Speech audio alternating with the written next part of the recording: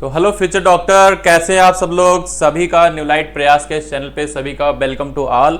और आपको पता है कि आज आपका पेपर हुआ था BTS 7 और BTS 7 में आज आपको पता था चैप्टर रखे गए थे आपके रेस्पायरेशन इन प्लांट्स और उसके बाद में प्लांट ग्रोथ एंड डेवलपमेंट। तो ये दो चैप्टर के साथ में आज आपका ऑनलाइन मोड में पेपर हुआ था। तो आपने सभी ने बढ़ चढ़ के हिस्सा लिया, इससे आपको बहुत बहुत धन्यवाद। और भाई साहब आज हम लोग यहाँ पे हाजिर हुए हैं, क्यों बता दीजिए भाई साहब, क्यों हम लोग यहाँ पे हाजिर हुए हैं। हम लोग आज यहाँ पे हाजिर हुए हैं सोल्यूशन के साथ। BTS 7 का सोल्यूशन आपको पता है, सोल्यूशन के साथ हम लोग यहाँ पे आज हम लोग हाजिर हुए हैं। तो आपको पता है कि आपका जो BTS 7 का जो सोल्यूशन है उसका शुरुआत के 1 to 50 मैं डिस्कस करूंगा, यानी डॉक्टर अनिरुद्ध अग्निहोत्री। और आपके 51 टू ऑनवर्ड 100 तक के क्वेश्चन आपके डिस्कस करेंगे। आपके भाई साहब बहुत ही धमाकेदार एनर्जेटिक सर, बीर सर डिस्कस करने वाले हैं। तो भाई साहब बने रहिए चैनल पे, कहीं मत जाइए, देखते रहिए कहां पे आपकी मिस्टेक हुई है और पूरा का पूरा भाई साहब पेपर सुन के ही जाइएगा। तो आपको पता है कोई भी काम लोग करते हैं तो सर के मिशन के साथ करते हैं। सर की एक सोच है कि हर गरीब से गरीब बच्चा भाई साहब डॉक्टर बने और आगे बढ़े। तो सर की सोच क्या है, सर की मिशन क्या है, आप सबको पता है। सर की सोच है कि अब पढ़ने का अधिकार सबको और डॉक्टर बनने का अधिकार भी सबको। तो इस सोच के साथ बढ़ते हैं आगे और देखते हैं भाई साहब बिना टाइम वेस्ट किए कि आज के पेपर का पहला क्वेश्चन क्या कह रहा है। तो आपके सामने यहां पे पहला क्वेश्चन है, बताइए क्या होगा जवाब। इस पहले क्वेश्चन का जवाब क्या होगा जरा बता दीजिए फटाफट। क्या होगा भाई साहब जवाब, क्या जवाब होगा बता दीजिए। आपको बताना क्या है, आपके सामने स्टेटमेंट दिए गए हैं, स्टेटमेंट 1 एंड स्टेटमेंट 2। आपको बताना है कौन सा स्टेटमेंट है सही और कौन सा स्टेटमेंट है गलत, यानी करेक्ट और इनकरेक्ट की बात आपको बतानी है। बहुत ही अच्छा प्यारा क्वेश्चन है आपके सामने। कह रहे हैं स्टेटमेंट 1 में क्या कह रहे हैं कि भाई साहब in respiration energy of oxidation reduction utilised for the phosphorylation. तो बिल्कुल सही बात है भाई साहब, जो आपकी एनर्जी यहाँ पे बनती है उसका यूटिलाइजेशन यूज किया जाता है फास्फोराइलेशन के लिए। बिल्कुल सही बात है, NCERT की लाइन से भाई साहब क्वेश्चन लिया गया है, तो बिल्कुल सही बात है। Nature of ATP synthesize depend on nature of electron donor. तो यहां पर यह बात भी बिल्कुल सही है कि जो नंबर ऑफ ATP होगा वो डिपेंड करेगा नेचर ऑफ इलेक्ट्रॉन डोनर पे। दोनों बातें हैं सही और दोनों बातें जब सही हैं भाई साहब तो बताइए क्या बनेगा आंसर। आंसर क्या बनेगा बता दीजिए फटाफट क्या बनेगा भाई साहब आंसर। आंसर क्या बनेगा, आंसर बनेगा ऑप्शन नंबर 4। ऑप्शन नंबर 4 बनेगा आंसर, यानी कि both statement 1 and statement 2 are correct. Next question आपके सामने है, कह रहे हैं given below are the 2 statement. आपको बताना है 2 स्टेटमेंट में फिर से वही बात है क्या करेक्ट है और क्या इनकरेक्ट। तो कह रहे हैं organism like some bacteria pyruvic acid is converted to CO2 and lactic acid. आपको भाई साहब यहाँ पे क्या याद रखना है कि बैक्टीरिया बनाते हैं लैक्टिक एसिड। ये जो बैक्टीरिया होते हैं भाई साहब ये लैक्टिक एसिड तो बनाते हैं पर भाई साहब CO2 नहीं बनाते हैं, CO2 नहीं बनाते हैं, याद रखना है। आपको याद है कि अगर यहाँ पे ईस्ट होता, अगर यहाँ पे मान लो अगर ईस्ट लिखा होता तो ईस्ट में ये CO2 होता, ये ईस्ट में भाई साहब CO2 होता और ईस्ट में यहाँ पे अगर बात करें तो आपका इथेनॉल होता। लेकिन यहाँ पे ईस्ट नहीं है, यहाँ पे क्या है, यहाँ पे है आपका बैक्टीरिया। तो ये CO2 नहीं होना चाहिए था जिसकी वजह से ये हो गया इनकरेक्ट। नेक्स्ट क्या है, कह रहे हैं ATP नॉट सिंथेसाइज्ड। देखिए भैया क्या लिखा है, ATP not synthesised during the conversion of PEP to pyruvic acid phosphoenol pyruvate. Phosphoenol pyruvate जब बदलता है पायरुविक एसिड में, यानी कि ये बात कर रहे हैं स्टेप नंबर 10 ऑफ ग्लाइकोलिसिस की ये बात कर रहे हैं। तो वहां पे आपको याद है ATP का फॉर्मेशन होता था, लेकिन ये कह रहे हैं कि नहीं होता है, तो ये बात इनकी भी हो गई भाई साहब इनकरेक्ट। तो बताइए क्वेश्चन नंबर 2 क्या बनेगा आंसर। क्वेश्चन नंबर 2 का क्या बन जाएगा आंसर बता दीजिए। क्वेश्चन नंबर 2 का आंसर क्या बन जाएगा बता दीजिए भैया जल्दी से। क्वेश्चन नंबर 2 का आंसर क्या बनेगा। क्वेश्चन नंबर 2 का भाई साहब आंसर बनेगा आपका क्या, option number first. Option number first बनेगा आंसर आपके क्वेश्चन नंबर 2 का। नेक्स्ट क्वेश्चन क्या है भाई साहब, नेक्स्ट क्वेश्चन आपके सामने है, in the given figure A and B are component of which complex. तो यहां पे आपको क्या याद रखना है, यहां पे आपको क्या याद रखना है बताइए फटाफट।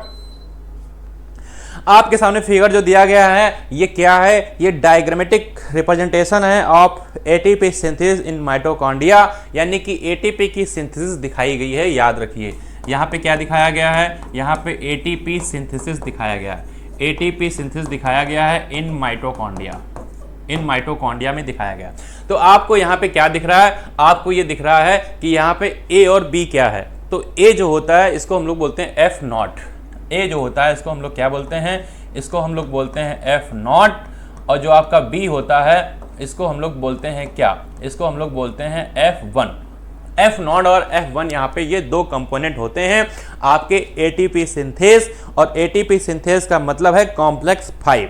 कॉम्प्लेक्स 5 में अगर बात करें, ऑप्शन थर्ड में देखो लिखा है कॉम्प्लेक्स 5, ये कॉम्प्लेक्स 5 में अगर बात करें तो इसको हम लोग कहते थे एटीपी सिंथेस।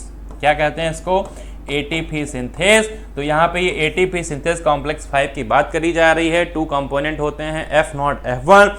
एफ नॉट की अगर बात करें तो ये इसको कहते हैं integral membrane protein complex. F not क्या है, एफ नॉट है आपका इंटीग्रल मेम्ब्रेन प्रोटीन कॉम्प्लेक्स,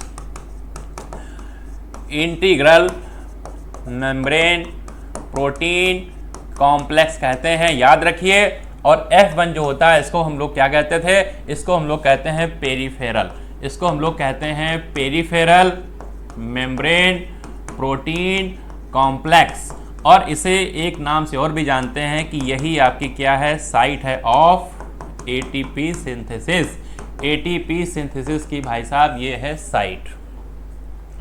तो यहां पे आपके सामने आंसर बन के आएगा थर्ड, आपके सामने आंसर बन के क्या आएगा बता दीजिए, क्वेश्चन नंबर 3। क्वेश्चन नंबर 3 का आंसर क्या बनेगा, ऑप्शन थर्ड। ऑप्शन थर्ड यानी थर्ड ऑप्शन जो होगा आपका करेक्ट आंसर होगा ऑफ क्वेश्चन थर्ड। तो भाई साहब क्वेश्चन भी थर्ड है और यहाँ पे देख पा रहे हैं आंसर भी आपका थर्ड ही जा रहा है। नेक्स्ट क्वेश्चन, नेक्स्ट क्वेश्चन है आपका 4। और क्वेश्चन नंबर 4 क्या कह रहा है, ध्यान से देखिएगा। क्वेश्चन नंबर 4 कह रहा है, how many ATP molecule produce by aerobic oxidation of 1 molecule of glucose.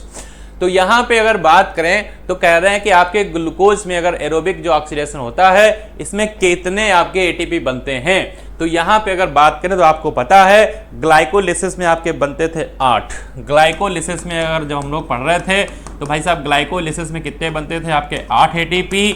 उसके बाद में जो आपकी लिंक रिएक्शन होती थी, इस लिंक रिएक्शन में आपके कितने बनते थे बताइए एक बार, लिंक रिएक्शन में कितने बनते थे, रिएक्शन में बनते थे आपके 6 एटीपी। 6 एटीपी बनते थे क्योंकि आपको पता है 2 आपके NADH2 बनते थे और 2 NADH2 इक्विवेलेंट टू 6 एटीपी। उसके बाद में आपकी क्रैब्स साइकिल चलती थी और यहाँ पे क्रैब्स साइकिल में आपके बनते थे 24 एटीपी बनते थे। तो ये आपके टोटल अगर आप ऐड जोड़ेंगे तो यहाँ पर कितना आएगा, आपका आएगा भैया 38 एटीपी। तो यहाँ पर इस तरीके से 38 एटीपी नेट गेन मिलते हैं। 38 एटीपी का आपको नेट गेन मिलता है, आप याद रखिएगा। तो यहाँ पे हमें नेट गेन के हिसाब से बात करनी है। 38 एटीपी जाएगा आपका सही जवाब। Question number 4, question number 4 answer बनेगा क्या, आंसर बन जाएगा ऑप्शन नंबर 3। नेक्स्ट क्या है, नेक्स्ट क्या है भाई साहब, नेक्स्ट क्या है आपके सामने, नेक्स्ट क्वेश्चन है 5। कह रहे हैं direct gain of ATP from 1 mole of glucose during the glycolysis of EMP pathway. तो आपको यहाँ पे पता है आपके यहाँ पे जो एटीपी बनते थे वो आपके बनते थे 4, पर यहाँ पे अगर बात करें 2 एटीपी हमारे यूज हो जाते थे। अगर हम बात करें तो in step 7 and step number 10 में अगर बात करें तो यहाँ पर हमें कितने एटीपी मिलते थे, 4 एटीपी हमारे फॉर्म्ड होते थे, यहाँ पे बनते थे। अब बात करें आपके किसमें, अगर हम बात करें स्टेप नंबर 1 एंड 3 में, 1 एंड 3 में अगर हम बात करें तो आपको 1 एंड 3 में क्या होता था, 183 में अगर बात करें तो 2 एटीपी हमारे यूज हो जाते थे। 2 एटीपी क्या हो जाते थे, 2 एटीपी हो जाते थे भैया यूज, 2 एटीपी हो जाते थे यहाँ पे यूज। तो नेट गेन हमें क्या मिलता था, यहाँ पे अगर भी बात करें तो हमें नेट गेन जो मिल रहा था वो आपका मिल रहा था 2 ATP। किसका नेट गेन मिल रहा था? 2 ATP मिल रहा था। तो डायरेक्ट गेन का मतलब यहाँ पे नेट गेन ATP की बात कर रहे हैं, और 2 ATP हमारे पास ऑप्शन है। आपका 6 हो नहीं सकता, 36 हो नहीं सकता और 38 भी हो नहीं सकता। तो ऑप्शन बनेगा क्या? ऑप्शन भाई साहब क्या बनेगा बता दीजिए? क्वेश्चन नंबर 5 यानी कि क्वेश्चन 5 आंसर क्या बनेगा? आंसर बनेगा आपके सामने फर्स्ट, यानी कि 2 ATP आपको याद रखना है। नेक्स्ट क्वेश्चन क्या है? नेक्स्ट क्वेश्चन आपके सामने 6 कह रहे हैं in crab cycle 2 successive step of decarboxylation leading to formation of. किसका फॉर्मेशन होता है? आपके 2 सक्सेसिव स्टेप ऑफ डीकार्बोक्सिलेशन। तो डीकार्बोक्सिलेशन का मतलब होता है रिमूवल ऑफ CO2। डीकार्बोक्सिलेशन का मतलब क्या होता है? डीकार्बोक्सिलेशन का मतलब होता है रिमूवल ऑफ CO2। ये रिमूवल ऑफ CO2 की बात कहाँ? ये रिमूवल ऑफ CO2 की बात कहाँ? अगर हम बात करें तो रिमूवल ऑफ CO2 कहाँ होता है? जब सिट्रिक एसिड कन्वर्ट होता है आपका अल्फा कीटोग्लूटेरिक एसिड, सबसे पहला आपका वहां होता है। जब आपका सिट्रिक एसिड बदलता है कहाँ? जब आपका अगर बात करें तो सिट्रिक एसिड कन्वर्ट किसमें होता था? Alpha ketoglutaric acid. Alpha ketoglutaric acid में कन्वर्ट होता था। तो एक तो बात यहाँ पे थी, और दूसरा जब आपका ये कन्वर्ट होता था सक्सीनाइल, सक्सीनाइल को एंजाइम A में कन्वर्ट होता था। तो दूसरा भाई साहब यहाँ से CO2 निकलता था, याद रखिएगा। तो एक तो यहाँ से CO2 निकलता था, एक दूसरा CO2 यहाँ पे निकलता था, ये आपको याद रखना है। तो भाई साहब ये क्या कह रहे हैं जरा ध्यान से देखिए। कह रहे हैं इन क्रैब साइकिल में अगर बात करें तो क्रैब साइकिल में 2 successive step of decarboxylation leading to formation of ultimately. तो यहाँ पे अल्टीमेटली यहाँ पे क्या बनता है? सक्सीनाइल कोएंजाइम A, और इसके बाद बनता था सक्सीनिक एसिड। इसके बाद क्या बनता था? सक्सीनिक एसिड बनता था, आपको याद रखना है। क्लियर है? तो यहाँ पे अगर बात करें तो यहाँ पे सक्सीनिक एसिड तो है नहीं, पर हमारे पास सक्सीनाइल कोएंजाइम है। सक्सीनाइल कोएंजाइम है। आंसर बताइए क्या बनेगा? बताइए क्वेश्चन नंबर 6 आंसर क्या बनेगा? क्वेश्चन नंबर 6 आंसर बनेगा option number 4 succinyl coenzyme A। Next question number 7 substrate level phosphorylation in crab cycle take place. तो यहाँ पे अगर बात करें तो ये सबस्ट्रेट लेवल की बात कर रहे हैं। सबस्ट्रेट लेवल का मतलब होता है direct formation of ATP। Substrate level का मतलब क्या होता है कि यहाँ पर बात करी जा रही डायरेक्ट फॉर्मेशन की। डायरेक्ट फॉर्मेशन किसका? या तो ATP बन जाए या भाई साहब बन जाता है GTP। तो ये किसके बीच? तो ये अगर बात करें तो क्रैब साइकिल में जब आपका क्या होता है, जब ये आपका स्टेप चलता है कि सक्सीनाइल कोएंजाइम A कन्वर्ट होता था सक्सीनिक एसिड में, तभी आपका यहाँ पे बनता था। और यहाँ क्या बनता था? यहाँ बनता था GTP। यहाँ क्या बनता था? यहाँ भाई साहब बनता था, अगर बात करें तो यहाँ बनता था GTP, और GTP इक्विवेलेंट टू होता है ATP। तो किसके बीच? सक्सीनाइल कोएंजाइम A और सक्सेनिक एसिड के बीच बनता है। क्वेश्चन नंबर 7 आंसर बनेगा क्या? आंसर बन जाएगा क्या भैया बता दो फटाफट।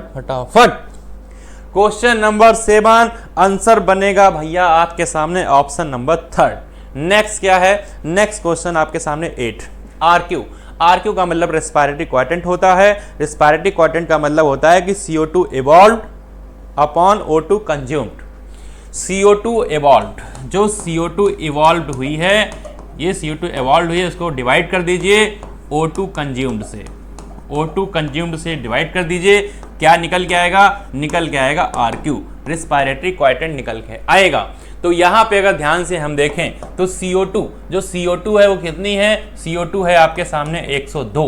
यहाँ पे अगर ऑक्सीजन की बात करें तो ऑक्सीजन कितना है? ऑक्सीजन आपके सामने है 145।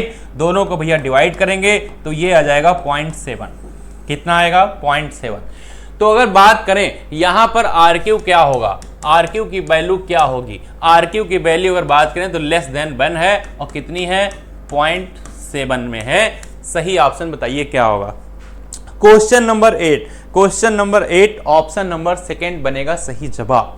नेक्स्ट क्वेश्चन है 9 विच of the following process release the carbon dioxide molecule. तो आपको पता है ये carbon dioxide by the east में हम लोग पढ़ते थे।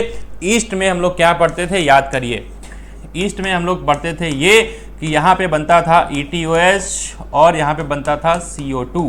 कब? ड्यूरिंग द फर्मेंटेशन एनाएरोबिक रेस्पिरेशन में। तो भाई साहब यहाँ पे आपको याद रखना है ये कब होता है, ये होता है जब क्या चीज बनती है बता दीजिए, जब आपका एल्कोहलिक फर्मेंटेशन होता है तब।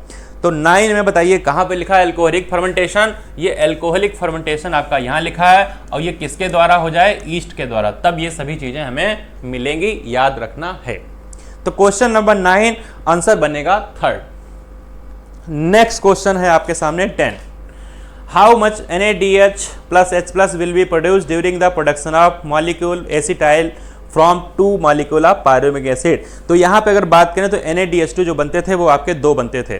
NaDH2 आपके कितने बनते थे, अगर बात करें कितने यहाँ पे NaDH2 बनते थे, तो ये NaDH2 आपके बनते थे 2 मोल। यहाँ पे 2 मोल बनते थे किसके, NaDH+ के बनते थे। और आपको पता है कि एक जो होता है भाई साहब, ये एक NaDH2 आपको पता है कि एक NaDH2 किसके बराबर, एक NaDH2 जो होता है ये बराबर होता है 3 ATP के। तो यहाँ पे अगर बात करें तो टोटल हमें यहाँ पे 6 ATP मिल जाते थे। तो यहाँ पे ऐसा कहाँ लिखा है, ध्यान से देखिए, 1 हो नहीं सकता, 3 हो नहीं सकता, 4 हो नहीं सकता। आंसर बताइए क्या बनेगा। क्वेश्चन नंबर 10 आंसर क्या बनेगा, आंसर बनेगा आपके सामने क्या, ऑप्शन नंबर 2। नेक्स्ट क्वेश्चन 11 इन ETS complex 5th। Complex 5th का मतलब होता है ATP सिंथेस। कॉम्प्लेक्स 5th का मतलब क्या होता है, कॉम्प्लेक्स 5th का मतलब होता है ATP सिंथेस। और अभी अभी आपने एक ATP सिंथेस वाला क्वेश्चन किया था जिसमें आपके 2 कंपोनेंट आते हैं, जिसमें आपके 2 कंपोनेंट आते हैं, 2 कंपोनेंट आते हैं। एक को हम क्या कहते हैं, एक को कहते हैं F0 और एक तो दूसरे को कहते हैं भाई साहब F1। एक को कहते हैं F0, एक को कहते हैं F1। F0 का मतलब है इंटीग्रल मेम्ब्रेन प्रोटीन होती है, ये याद रखिएगा। और F1 होता है का site of ATP synthesis. Site of ATP synthesis इसे ही कहते हैं, site of ATP synthesis. Site of ATP synthesis होता है, याद रखिएगा। तो यहां पे कॉम्प्लेक्स 5 ATP सिंथेसिस कहां दिया गया है, बता दीजिए क्या बनेगा जवाब। क्वेश्चन नंबर 11 क्या बनेगा आंसर, आंसर बनेगा ऑप्शन नंबर 2।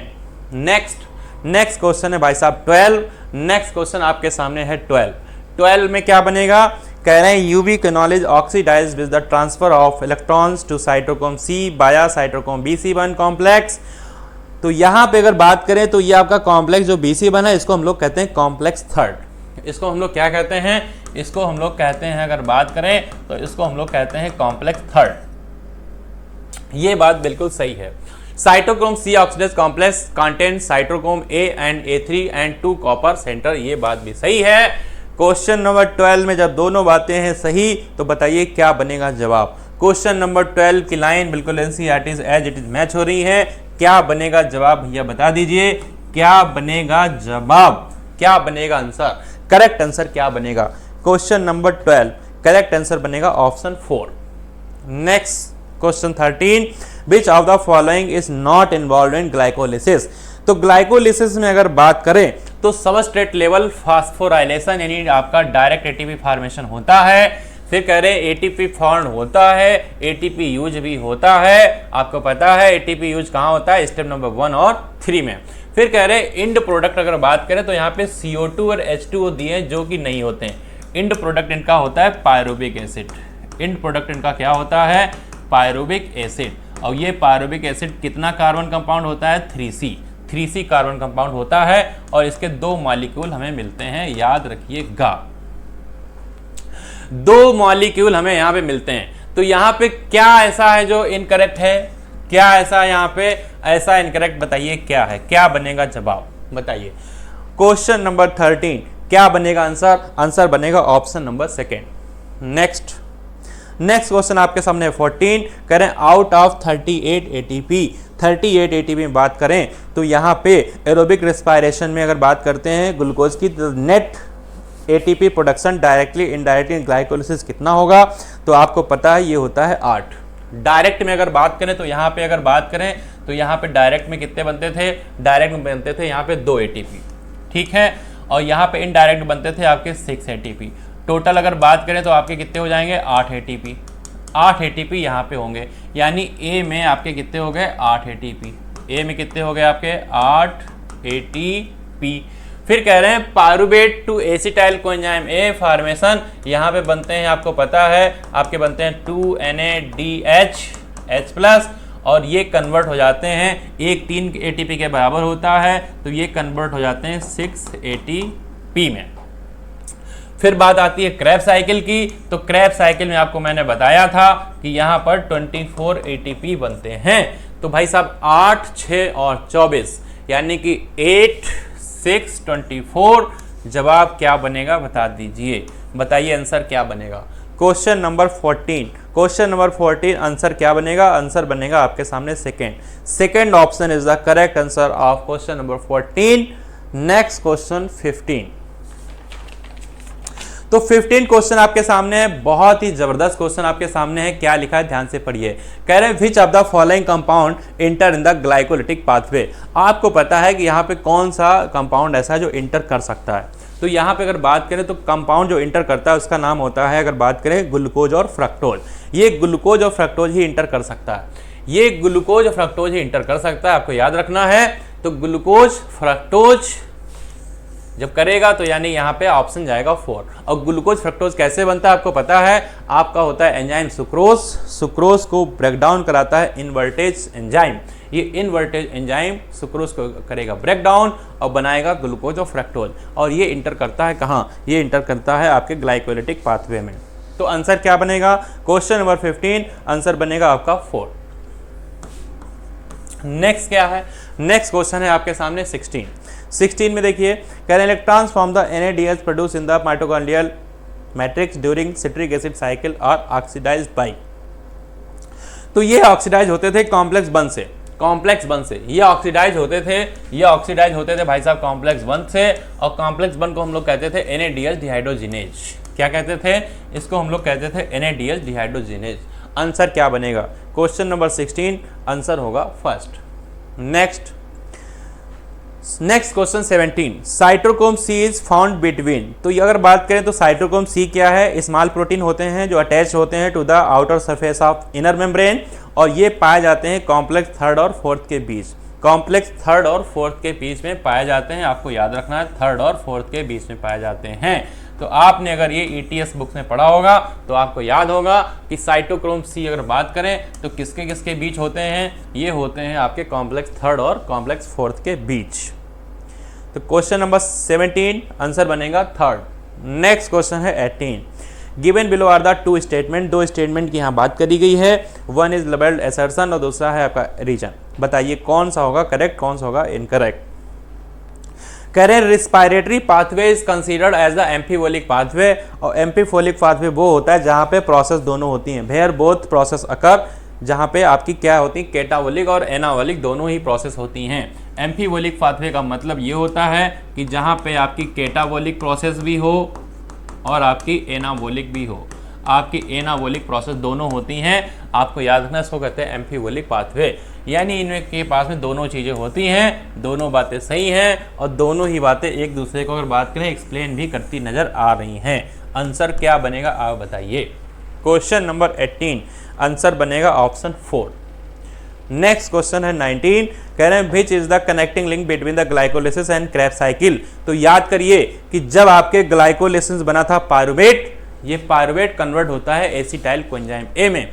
ये एसिटाइल कोएंजाइम वाली जो रिएक्शन थी इसको हम लोग बोलते थे लिंक रिएक्शन, और फिर आगे चलता था क्रेब साइकिल। तो भाई साहब यहाँ पे अगर बात करें तो यहाँ पे अगर बात करें तो एसिटाइल कोएंजाइम ए की बात जो है यही आपकी लिंक कनेक्टिंग लिंक है between glycolysis and Krebs cycle. Question number 19 answer बनेगा 4। Next, raw material of respiration. तो रेस्पायरेशन के लिए जरूरी है ऑक्सीजन और जरूरी है ग्लूकोज, जरूरी है ऑक्सीजन, जरूरी है ग्लूकोज। बताइए क्या बनेगा आंसर, क्या बनेगा आंसर भाई साहब। इथेनॉल जरूरी नहीं है, कार्बन जरूरी नहीं है, CO2 जरूरी नहीं है।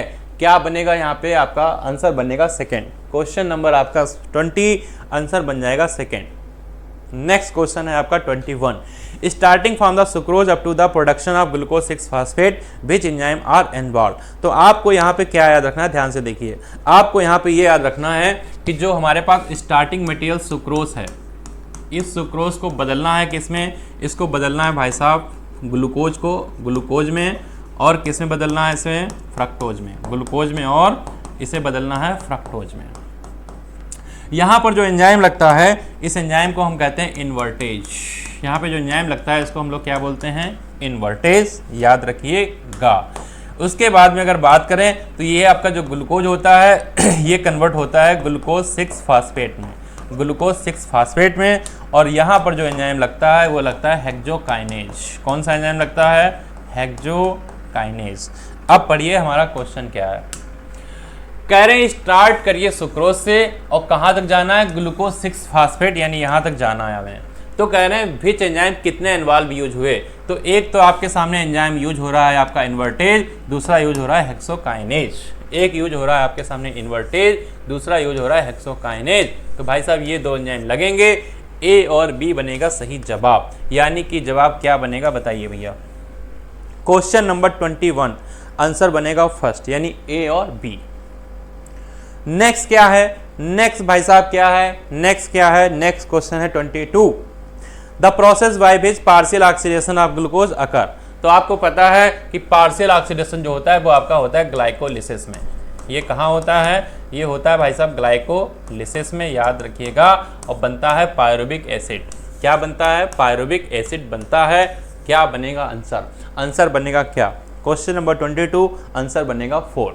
Next question 23, enzyme which catalyse the conversion of pyruvic acid into the CO2 and ethanol in fermentation. क्या लगते हैं एंजाइम, तो यहाँ लगता है पायरुविक एसिड डिकार्बोक्सिलेज, और यहाँ पे लगता है अल्कोहल डिहाइड्रोजिनेज। ये दोनों एंजाइम लगते हैं, याद रखना है आपको।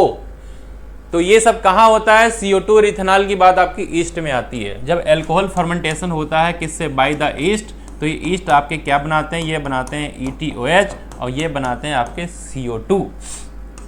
याद रखना है कि alcohol fermentation, alcohol fermentation by yeast, तो आपको बनेगा ETOH और CO2। एंजाइम लगेगा पायरुविक एसिड डिकार्बोक्सिलेज और अल्कोहल डिहाइड्रोजिनेज। 23 का ऑप्शन क्या बनेगा, आंसर बनेगा 3।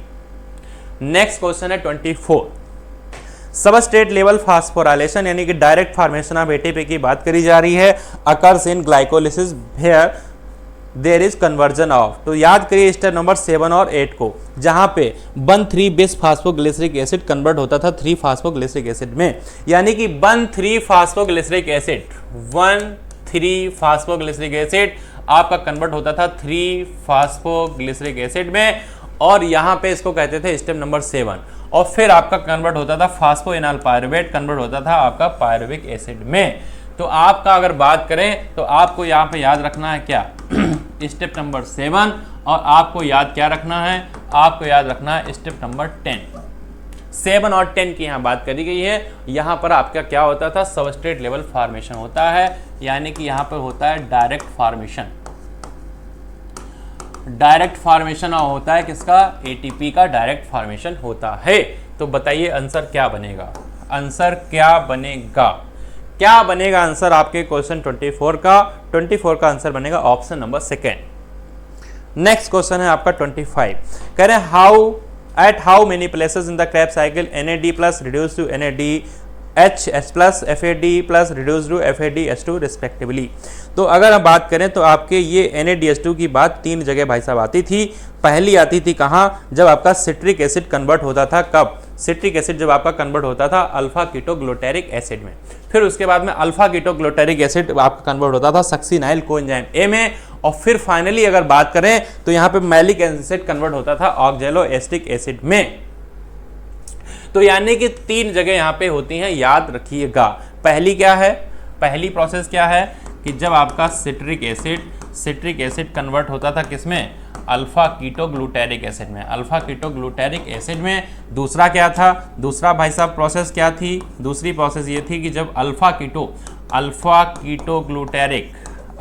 कीटोग्लूटेरिक एसिड ये कन्वर्ट होता था किसमें, सक्सिनाइल सक्सीनाइल को एंजाइम ए में, ये आपको दूसरा याद रखना है। और दूसरा आपको बात क्या रखनी है, मैलिक एसिड ऑक्जेलो एसिटिक एसिड में आपको याद रखना है कि मैलिक एसिड जब कन्वर्ट होता है किसमें, ऑक्जेलो एसिटिक एसिड, ऑक्जेलो एसिटिक एसिड में, तो इन तीन जगह पर, इन तीन स्टेप में अगर बात करें तो क्या बनता था, इन तीन जगह पे भाई साहब बनता था क्या, तीन जगह बनता था आपका NaDH+, यहाँ पर भी क्या बनता था NaDH+H+, यहाँ पर भी क्या बनता था NaDH+, यानी कि तीन जगह भाई साहब ये बनता था, याद रखना है। अब बात आ रही है FADH2 की, तो FADH2 भाई साहब सिर्फ एक ही जगह बनता था। FADH2 कहाँ बनता था, जब आपका सक्सीनेट कन्वर्ट होता था फ्यूमरेट में, जब सक्सीनेट कन्वर्ट होता था फ्यूमरेट में, जब भाई साहब क्या होता था, सक्सीनेट कन्वर्ट होता था फ्यूमरेट में। ये आपका है सक्सीनेट, और ये सक्सीनेट कन्वर्ट किसमें होता था, ये कन्वर्ट होता था फ्यूमरेट में। तो यहां पर ये एक स्टेप इसको हमें याद रखना है, ये हमें एक स्टेप ये याद रखना है इसके लिए। तो कह रहे हैं कितनी जगह ऐसा हुआ, तो ऐसा अगर बात करें तो आपके NaDH2 की बात अगर करें तो ये आपकी कहां पे हुआ, तीन जगह हुआ भाई साहब, 3 स्टेप में हुआ। और यहां पे अगर बात करें ये 3 टाइम्स, याद रखिएगा 3 टाइम्स ऐसा हुआ। और अगर इसकी बात करें तो ये 1 टाइम्स। तो यहाँ पे आंसर क्या बन जाएगा, आंसर आपका क्या बन जाएगा, बताइए आंसर क्या बनेगा। Question number 25, question number 25 answer बनेगा ऑप्शन सेकेंड, ऑप्शन सेकेंड। तो ये क्वेश्चन बिल्कुल आसान था अगर आपको क्रेब साइकिल आती है, अगर क्रेब साइकिल के सारे स्टेप आते हैं तो ये क्वेश्चन भाई साहब बहुत आसान था। तो भाई साहब आज ही क्रेब साइकिल के जितने भी स्टेप हैं सब रट डालिए कि सिट्रिक एसिड से क्या बनेगा, फिर उसके बाद क्या बनेगा और उसके बाद क्या बनेगा। चलिए चलिए आप कमेंट सेक्शन में लिख के बताइए कि जो GTP का फॉर्मेशन होता है वो किसके और किसके बीच, GTP का फॉर्मेशन भाई साहब किसके किसके बीच होता है, आप कमेंट सेक्शन में लिख के बताइए। नेक्स्ट क्वेश्चन क्या है, नेक्स्ट क्वेश्चन क्या है भाई साहब, नेक्स्ट क्वेश्चन है आपका 26 में क्या कह रहे हैं ध्यान से देखिए। 26 बहुत ही प्यारा क्वेश्चन है, यहाँ पे आपके सामने कॉलम 1 कॉलम 2 है, आपको करानी मैचिंग। तो आपको पता है सबसे पहले यहाँ लिखा है 2C कंपाउंड, 2C कंपाउंड में आपके आते हैं कौन, आपके आते हैं एसिटाइल कोएंजाइम A। यहाँ पे अगर बात करें तो 2C में कौन आते थे, 2C में आपके आते थे कौन, एसिटाइल कोएंजाइम A आते थे। उसके बाद में बात करें 3C की, तो 3C में आपके आते थे पायरुविक एसिड। 4C में बात करें तो आते थे आपके मैलिक एसिड, और 5C में बात करें तो आपके आते थे अल्फा कीटोग्लूटारिक एसिड। तो भाई साहब सिट्रिक में क्या था, सिट्रिक में अगर बात करें तो ये 6C कंपाउंड होते थे, ये होते थे आपके 6C कंपाउंड। और 6C का यहाँ पे कोई ऑप्शन नहीं है तो कोई बात नहीं। तो भाई साहब यहाँ पे अगर बात करें ए वाला ऑप्शन हमने किससे मिलाया, 4 से। ए वाला ऑप्शन हमारा 4 से 3 जगह है भाई साहब, ये गया काम से बाहर। उसके बाद में अगर बात करें तो बी में हमने किससे मिलाया, बी में हमने मिलाया सेकंड से। तो बी का ऑप्शन सेकंड 2 जगह है, ये गया भाई साहब मैदान से बाहर। उसके बाद सी में भाई साहब है हमारे पास थर्ड, सी में हमारे पास थर्ड है, दोनों जगह है। और डी में क्या है, डी में हमारे पास फिफ्थ है। तो डी में हमारे पास फिफ्थ यहाँ पे एक ही जगह सिर्फ दिख रहा है। आंसर बन के बताओ क्या आएगा, बताइए आंसर क्या बनेगा। क्वेश्चन नंबर 26 आंसर क्या बनेगा, क्वेश्चन नंबर 26 ऑप्शन बनेगा थर्ड। ऑप्शन भाई साहब आपके सामने बन के आएगा थर्ड।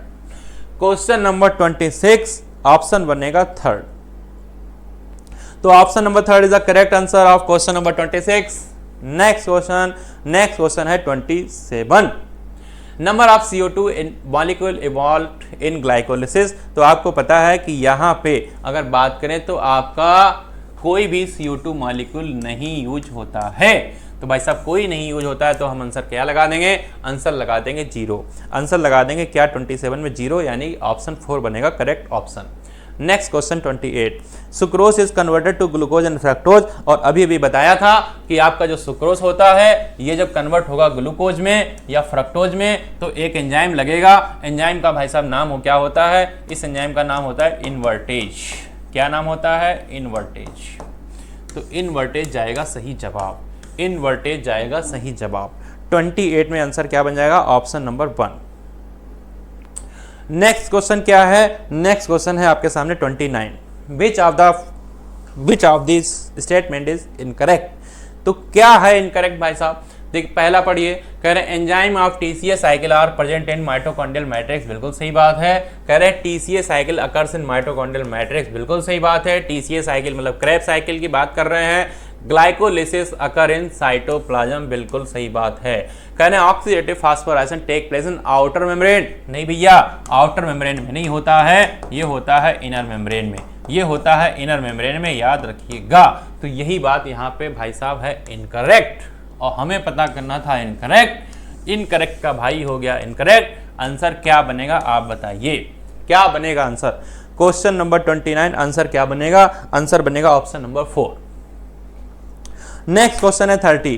कह रहे हैं what happens when succinyl coenzyme is converted to succinic acid. तो यहाँ पे बनता था भाई साहब जीटीपी, और जीटीपी कैसे बनेगा? जीटीपी जब बनेगा, जब जीडीपी और इनऑर्गेनिक फास्फेट, ये इनऑर्गेनिक फास्फेट जीटीपी से मिलेंगे तो बन जाएगा जीटीपी, याद रखिएगा। तो ये जीडीपी और इनऑर्गेनिक फास्फेट की रिएक्शन आपको याद होनी चाहिए। और इसी तरीके से एटीपी भी जब बनते हैं तो आपको याद रखना है एडीपी इनऑर्गेनिक फास्फेट के मिलने से ही बनते हैं। क्वेश्चन नंबर 30 आंसर बनेगा 4। नेक्स्ट है 31। द इनडायरेक्ट, अगर बात करें टोटल इनडायरेक्ट एटीपी सिंथेसाइज कितने होते हैं ग्लाइकोलिसिस में, तो आपको पता है इनडायरेक्ट का मतलब यहाँ पे बात कर रहे हैं ईटीएस की, इलेक्ट्रॉन ट्रांसपोर्ट सिस्टम की बात कर रहे हैं। और हमको पता है यहाँ पे बनते थे 2 NADH2। ग्लाइकोलिसिस में अगर हम बात करें तो यहाँ पर आपके बनते थे 2 NADH+, और ये NADH+ जो होते हैं ये हमारे इक्विवेलेंट किसके होते हैं? 6 ATP के। किसके इक्विवेलेंट होते हैं? 6 ATP के, क्योंकि एक NADH आपका 3 ATP के बराबर होता है। तो बताइए क्या बनेगा जवाब? Question number 31, question number 31 answer क्या बनेगा? क्वेश्चन नंबर 31 आंसर क्या बनेगा बता दीजिए। क्वेश्चन नंबर 31 आंसर क्या बनेगा? क्वेश्चन नंबर 31 आंसर बन जाएगा आपका 3rd। नेक्स्ट क्वेश्चन है 32। Current during which stage in complete oxidation of glucose are the greatest number of ATP molecule found from ADP. तो यहाँ पे अगर बात करें तो ग्रेटेस्ट नंबर में अगर बात करें तो इलेक्ट्रॉन ट्रांसपोर्ट चेन में बनता है, जहाँ पे 10 NADH2 आपके 30 ATP में बदल जाते हैं। जहाँ पे आपके 30 Na जो DH2 हैं ये आपके बदल जाते हैं किस में? ये बदल जाते हैं आपके 30 ATP में बदल जाते हैं, यहाँ पर याद रखिएगा, ठीक है। चलिए, तो यहाँ पर अगर बात करें तो आपके 2 FADH2 होंगे, वो आपके बनाएंगे 4 ATP। जो 2 होंगे आपके FADH2 ये बदल जाएंगे आपके 4 ATP में, क्योंकि एक आपका 2 के बराबर होता है। तो ग्रेटेस्ट नंबर पूछा गया, कह रहे हैं ऑक्सीडेशन होता है तो कह रहे हैं ग्रेटेस्ट नंबर में अगर बात करें, ग्रेटेस्ट नंबर में एटीपी मॉलिक्यूल फॉर्मेशन कहाँ होता है एडीपी से? तो ये भाई साहब होता है आपके इलेक्ट्रॉन ट्रांसपोर्ट चेन में। ये कहाँ होता है? ये इलेक्ट्रॉन ट्रांसपोर्ट चेन में होता है। तो क्वेश्चन नंबर अगर बात करें question number 32, question number 32 answer क्या बनेगा? क्वेश्चन नंबर 32 है, आंसर बताइए क्या बनेगा? क्वेश्चन नंबर 32 आंसर बनेगा 2nd, electron transport chain. Next question है 33। In which one of the following do the 2 names refer to one and same thing. तो आपको पता है यहाँ पे अगर बात करें तो आपकी ट्राई कार्बोक्सिलिक एसिड यानी TCA cycle, citric acid cycle, ये आपकी एक ही बात होती है, ट्राई कार्बोक्सिलिक TCA और सिट्रिक एसिड। और इसी को हम लोग क्रैब साइकिल भी कहते हैं। इसी को हम लोग क्या कहते हैं? क्रैब साइकिल भी कहते हैं, याद रखिएगा। तो यहाँ पे क्या बन जाएगा भाई साहब आंसर? क्या बन जाएगा आंसर? यहाँ गलत क्यों है? क्योंकि यूरिया साइकिल है, यहाँ पे आपकी कैल्विन साइकिल दी है, यहाँ पे आपकी कैल्विन साइकिल दी, इसलिए ये गलत। तो क्वेश्चन नंबर 33 आंसर बनेगा option 2nd। Next question 34। Next question क्या है? 34। Cytochrome C oxidase complex content. तो इसके पास में होता है साइटोक्रोम A3 होता है, A होता है, A3 होता है, 2 कॉपर सेंटर होते हैं। ये भाई साहब NCERT की लाइन है, ये भाई साहब NCERT की लाइन है कि इसके पास क्या क्या होता है। तो इसके पास क्या क्या होता है? NCERT की लाइन है, इसमें तो कुछ आपको बताना ही नहीं है। बताइए क्या बनेगा आंसर? क्वेश्चन नंबर 34 आंसर बनेगा 4। क्वेश्चन नंबर 34 आंसर बनेगा 4। Next question 35। Which is also formed along with ATP in glycolysis. तो आपको पता है ग्लाइकोलिसिस में अगर बात करें तो एटीपी के साथ आपके बनते हैं 2 NADH2। क्या बनते हैं? आपके एटीपी के साथ में यहाँ पे 2 चीज़ें आपकी बनती हैं, जिसका नाम है आपके 2 बनते हैं NADH+, और ये दो NaDH2 अगर बात करें तो ये इक्विवेलेंट टू किसके होते हैं, ये इक्विवेलेंट होते हैं 6 ATP के। किसके इक्विवेलेंट होते हैं, 6 ATP के। तो यहाँ पे भाई साहब NaDH2 बनता है, याद रखिएगा। ये आपकी फोटोसिंथेसिस के लिए FADH2 यहाँ नहीं बनता, क्रैब साइकिल में बनता है, ये सब याद रखिए। तो आंसर यहाँ पे क्या बन के आएगा बताइए। क्वेश्चन नंबर 35, क्वेश्चन नंबर 35 और यहाँ पे देखिए option number second. Question number 35 option बनेगा second. Next question 36, the correct sequence of electron acceptor in ATP synthesis. तो यहाँ पे जरा ऑप्शन नंबर 4 देखिए क्या लिखा है। कह रहे हैं साइटोक्रोम B, फिर कह रहे हैं C1, C, A और A3। तो ये सीक्वेंस आपका बिल्कुल सही है। यहाँ पे देखिए A इधर आ गया, B इधर आ गया, इधर देख रहे हैं C से शुरुआत हो रही, B से, तो भाई साहब ये हो गया गड़बड़। यहाँ पे B है और यहाँ पे C है, यहाँ पे A3 इन्होंने कर दिया पहले। A3 पहले इन्होंने नहीं होना चाहिए, आपका पहले A होता है फिर A3 होता है। तो यहाँ पे अगर बात करें तो आंसर क्या बनेगा। क्वेश्चन नंबर 36 आंसर बनेगा ऑप्शन 4। क्वेश्चन नंबर 36 आंसर बनेगा ऑप्शन 4। नेक्स्ट क्वेश्चन आपके सामने 37। तो 37 बहुत ही प्यारा क्वेश्चन है। Pathway of the anaerobic respiration आपको दिखाया गया है कि किस तरीके से एनारोबिक रेस्पिरेशन में आपका क्या क्या चीजें होती हैं, कैसे बनता है इथेनॉल, कैसे बनता है कार्बन डाइऑक्साइड और कैसे क्या सब कुछ बन रहा है, जरा देखिए ध्यान से। तो यहां पे अगर बात करें ये आपका पाथवे है एनारोबिक। सबसे पहली बात ये है क्या, आप इसको जानिए, ये है पाथवे। ये क्या है, ये है भाई साहब pathway, pathway of anaerobic respiration. Anaerobic respiration का ये क्या है, ये है पाथवे। कैसा, एनारोबिक रेस्पिरेशन का पाथवे है। यहां पे अगर बात करें तो यहां पे बनता है लैक्टिक एसिड। यहां पे क्या बनता है, यहां बनता है आपका लैक्टिक एसिड। और यहाँ पे अगर बात करें तो यहाँ पे भाई साहब क्या बनता था, यहाँ बनता था आपका ETOH इथेनॉल और आपका CO2 आपका पहले से लिखा हुआ है। तो ये ETOH और आपका इथेनॉल CO2 कहाँ बनता है, ये बनता है ईस्ट में। ये किसके द्वारा बनेगा, अगर ये हम बात करें तो ये किसके द्वारा बनता है, अगर बात करें तो ये बनता है बाई ईस्ट। ये बनता है आपका किसके द्वारा, ये बनता है अगर बात करें हम बाई ईस्ट। ये किसके द्वारा बनेगा, ये बनेगा भाई साहब बाई ईस्ट। ये ईस्ट के द्वारा बनेगा। और ये लैक्टिक एसिड की बात करें तो ये बनेगा किसके द्वारा, फर्मेंटेशन बाई बैक्टीरिया। बैक्टीरिया के द्वारा आपका बनेगा और ये ईस्ट के द्वारा बनेगा। तो पहला है लैक्टिक एसिड जो कि by the bacteria fermentation through बनाएगा। दूसरा है आपके सामने ETOH यानी इथेनॉल और CO2 जो ईस्ट फर्मेंटेशन करके बनाएगा। चलिए बताइए क्या बनेगा जवाब। क्वेश्चन नंबर 37, क्वेश्चन नंबर 37 बताइए क्या बनेगा जवाब। क्वेश्चन नंबर 37 बताइए क्या बनेगा जवाब। क्वेश्चन नंबर 37, ए हमारा क्या है, अगर ए की बात करें तो ए हमारा क्या है बता दीजिए। ए अगर बात करें तो ए हमारा क्या था, ए हमारा है लैक्टिक एसिड। ए क्या है, लैक्टिक एसिड। और बी क्या है, बी क्या है अगर बात करें तो बी है हमारा इथेनॉल। और यहाँ पे अगर CO2 भी लिखा होता तब भी ये सही होता, क्योंकि यहाँ पे आपका इथेनॉल और CO2 दोनों बनता है। आंसर क्या बनेगा बताइए, क्या बनेगा आंसर भाई साहब। क्वेश्चन नंबर 37 आंसर बनेगा ऑप्शन फर्स्ट। नेक्स्ट क्वेश्चन है क्या, नेक्स्ट क्वेश्चन है 38। मैचिंग का क्वेश्चन है, बहुत प्यारा क्वेश्चन है। ग्लाइकोलिसिस आपको पता है साइटोप्लाज्म में होती है। ग्लाइकोलिसिस भाई साहब कहाँ होती है, ग्लाइकोलिसिस होती है साइटोप्लाज्म में। TCA साइकिल कहाँ चलती है, TCA साइकिल चलती है आपकी माइटोकॉन्ड्रियल मैट्रिक्स में। और ETS कहाँ होता है, इनर माइटोकॉन्ड्रियल मेम्ब्रेन में होता है। क्या बनेगा answer. Question number 38, question number 38, question number 38 option second देखिए, ऑप्शन सेकंड देखिए। ए का थर्ड है क्या, ए का थर्ड है भाई साहब। बी का सेकंड है क्या, बिल्कुल है। सी का फर्स्ट है। चलिए क्या बन गया आंसर यहाँ पे जल्दी जल्दी बता दीजिए फटाफट। आंसर बन गया option second. Question number 38 option second. Next question 39, FAD acts as a electron acceptor in between. तो यहाँ पे आपको पता है ये जो FAD वाला काम कहाँ होता था, क्रैब साइकिल में सक्सेनिक एसिड और फ्यूमेरिक एसिड के बीच।